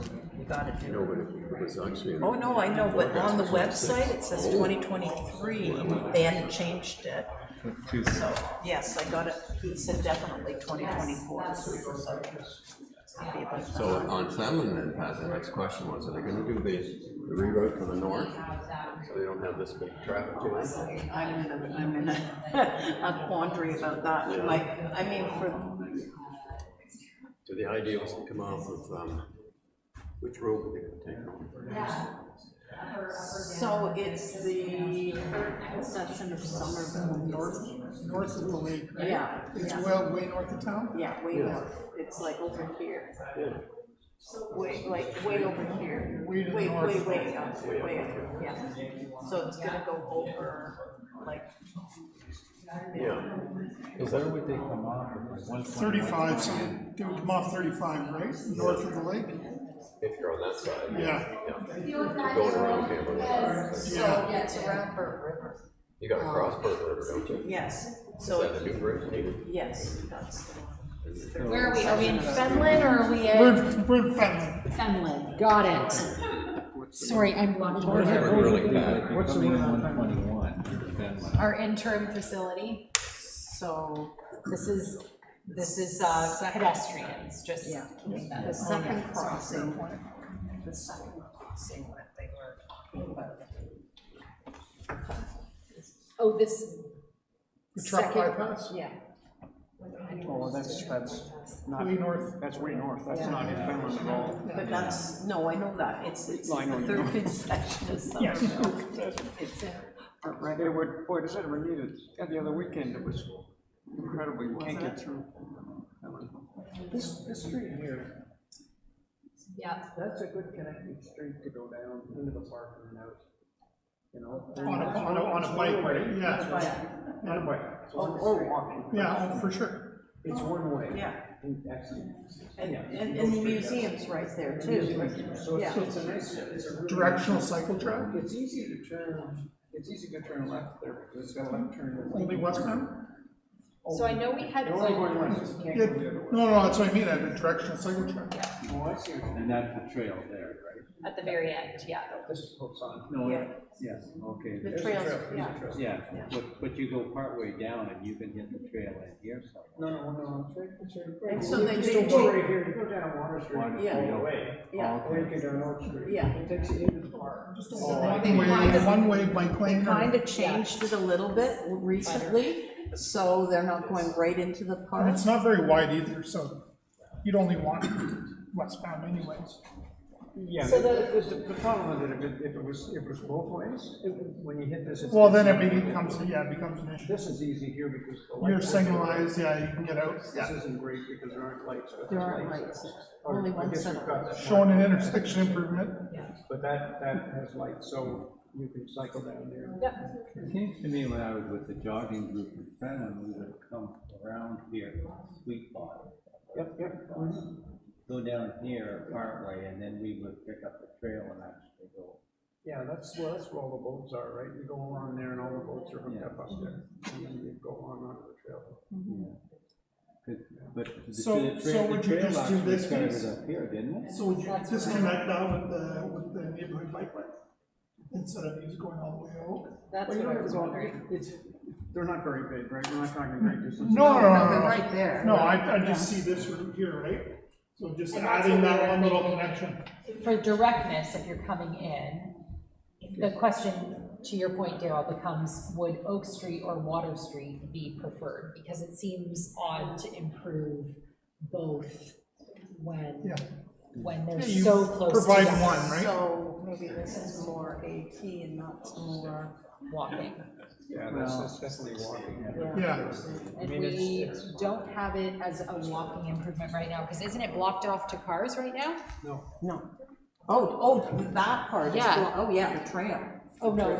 No, that's open, so the Except for museum, the local. museum's It's a right dead here. end, right? It's a dead end. Dead ends at the So municipal. there's the Yeah, park, that's a dead end. there's the park right That'd be there, good for walking.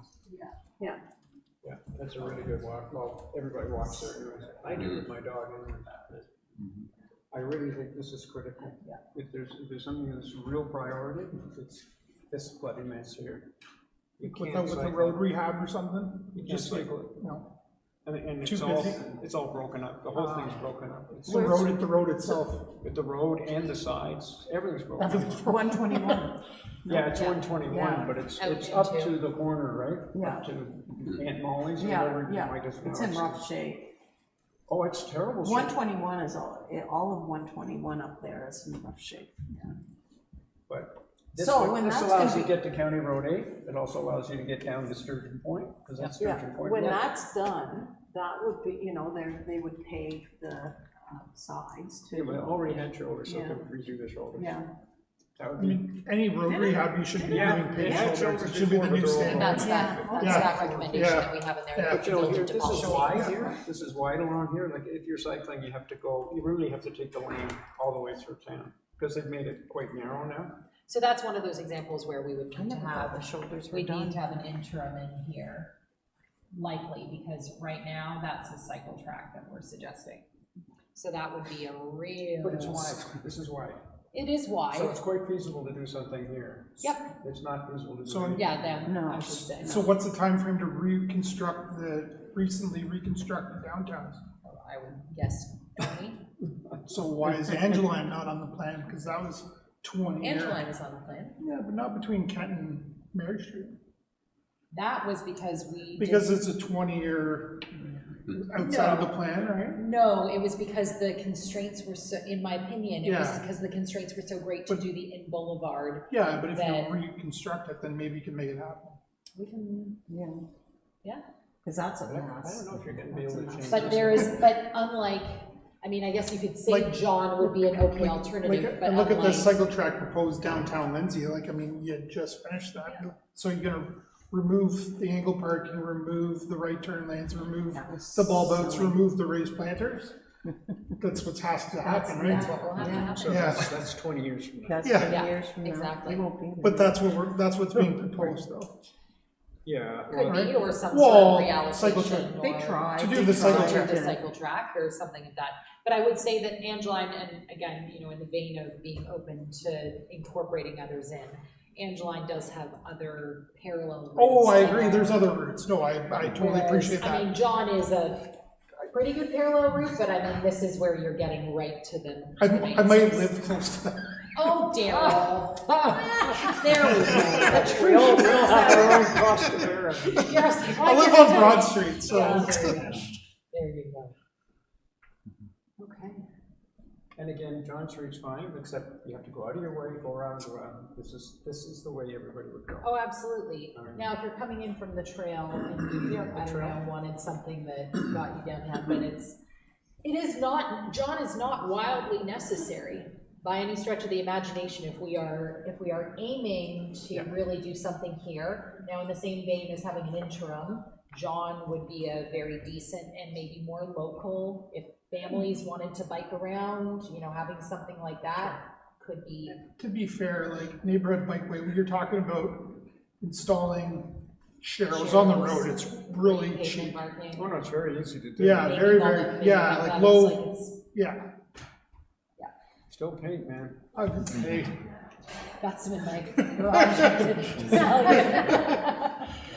No, it's true. One quick look. Of course. yeah, let's, And. it's good. So where do you live? I live on Broad Street. Broad Street's The where? connection in here, right? Yeah. Yeah, and so we have that as identified with community services for the trail linkage in. So Right in that dead zone right there. these will have arrows basically going into that And area. generally speaking, okay, so let's just say there's a safety requirement that they do have that Right? then I've got some. from my perspective. Piece between stop Broad and signs should Angeline be and then Yeah. the connection over to McLaughlin? Or Moose, Well, From it's- my Moose perspective, Road that's or? Four-way stop would probably be Yeah. realistic there, Yeah. yeah, in terms of Well, crossing this, right? Like if you're crossing through, if the road is coming through So a it's mean crossing, on multi-path right? and You've got Angeline. pedestrians Connect like- nicely You with that. probably need a mid-block, you probably need So a that's, mid-block. when you're talking mid-block, it's, So I this will be, associate this will that be more with- mid-block for the road. So you Pedestrian have to- crossover, intersection pedestrian signal, So this something will, like this that. will become a road, right? yeah, And so your trail is gonna break now, here and here. yeah. And so that's why I would say. the volume on Elkhorn up there is gonna be really low. Yeah, so you probably wouldn't have a pedestrian signalized crossing, you'd probably have something mid-block where you know, have some maybe dash lines. So, maybe- so uncontrolled crossings are really a no-no, like, you can put, like, You can put up, wait for gap signs, but you don't put the paint on the road. Like you really shouldn't, if it's not controlled, you should not be putting paint on the what I road. was saying. You can put up, you know, wait for gap, and the onus is on the cyclist to wait for the gap, but the car has the right of way, because if you put the paint on the road, and there's no, you know, the right of way is not, you know, allocated, people are gonna get hit. So stop signs for the road. You're not gonna put stop signs on the road. I mean, it's, No? so then, I mean, you don't, yeah, Not it's there, not in a not the location trail. like that. Because that's where, if this is, if there's. The volume's gonna be so low. If Victoria would extend up, if that becomes more of an. If it doesn't go anywhere, if it's just like people that live there, the volume is not gonna be very high. There'll be lots and lots of gaps. So it's just, you could put a wait for gap sign. You know, trail users simply look right and left, no traffic, Yield. proceed. Yeah. Okay. I mean, if it's a busy road and you can't get a gap, then that's an issue, right? Where you put up, like if it's Angeline Street, you put up a pedestrian signal. But is it linking to Lindsay? But a lower volume, uncontrolled crossings are okay on low volume, but you don't, yeah, I mean, you don't stop the Main Street traffic. Well, it's not a main street, so let's just. Well, that's just, let's it's low not volume, have- right? Just don't have the road Yeah. go across there. Just- Yeah. And Well, that's not some, I mean, we'll see what, if that. I know that's. You would be like as well. the trail at Ken Reed, like, you know what I mean, it's, you know, I guess there's some traffic Well, up there'll there. be, there's, yeah, the road, Ken Reed Road is. Yeah, like it's Thunderbird. relatively low volume, right? By the way, Thunderbird's the same. Yeah, Yeah, okay, not my preference, but. fair enough. I think at that point, if it were, It's not a through road, it doesn't really go anywhere. Like, it might service a little bit east of the trail, but is it crossing the river? is it, that's Yeah, where. no, If it doesn't cross the river, it doesn't really go anywhere. If it's linking with Lindsay, then maybe you could see a bit more traffic Maybe. generation, maybe, Maybe. but. Well, Lindsay's pretty at the dead end too, so Yeah. there's not really. There's many that's other not gonna routes, be a right? Major road. Yeah, And if people are not gonna coming up be a major Victoria. road, then what is the reason for actually putting it down there? Other than, I know when the discussion was years ago, was that they wanted, in case there's an emergency in there, get the ambulance at the end of that. Here. So whether you actually need that access or not, I don't know, to that area, because it's not going anywhere. It's going down and then it hits the river and that's it. Yeah, well, that's, when we saw on the map, I said, we were saying we brought it in, but then we were deferring to the, Oh, they should have come. to the, yeah, but I agree, we're gonna look at bringing that back in again. This is a tough question for recycling. It's better to go along. Bill. Let's just go let left turns are always. Yeah, not ideal at all. Could you put them? So, intersections, Yep. intersection, There, intersection. I can't really leave right here. Yeah, Yeah, there. as long as you don't forget. Well, yeah. So I'll leave it at the. Well, this is not signalized. That was That- not, Another King two Street's weeks, not I signalized. probably- So that multi path, and it's a T intersection. got a So depending on 2-week which, window. sorry, the road, it'll just be a About that. next Or I cross could right take a at the vote stop and we'll get sign. them, yeah, This is another time. signalized, so that Whichever needs would to we be, intersection. prefer. If we want to get it done now, Yeah. then we'll just leave Can them we, with the establish- reception. I won't forget, because we're going to be out of here. Yeah. If Depends- they- if depends they- on what side of the road if you're they in. acknowledge this is Okay. formalized. Take care. Well, they just upgraded it. They literally Oh, no, they've just, done it. they literally just I know, upgraded but it. it's- Walked it, It's a very interesting. Well, they put up the trail close sign on Broad Street when they were doing the I work. went down there, and the signs were down. I said, what the heck, what's going on? So, yeah, I would love to see it all the way, but I mean, yeah, that's a deal, at least to the trail connections. I think, and even if you're on this side servicing this stuff, and you need to get over here, do a cross right at the intersection to, you know, cross the road if you need to. And then bike lanes, obviously, bike lanes, you're not doing cross right with bike lanes, but they can get in the boulevard with cross roads. Yeah, I know how surprised they were with that one, because I had sent that in earlier comments, that that was that there's an informal trail there, and then I went over to check it out. And it was endless. Yeah, because when you go down here and then the trail keeps going, right? Keeps going Yes, over here. all the way through, And yeah. it goes through and they just finished the Albert over to Adelaide. Well, the trail doesn't go through Green Arbor. No, But on the other side of Adelaide Street is, yeah. That's nice. I'm sure they'll be able to do that. Well, I just drive on the street, I just drive to Green Arbor. Yeah, to get to the trail. I don't think anyone owns a car in Green Arbor. I broke everything down into categories of recommendations and implementation, monitoring, both. That's very different categories. Anyway. Next step is the most contentious. Do the numbers match up? Forum, so we're done. Oh, wait, before you adjourn, I guess. Okay, we better tell Zoe. Zoe, we're done. You're gonna do the bulk of the heavy lifting with the capital. Yeah. This is This is. Yeah. I must say, I'm quite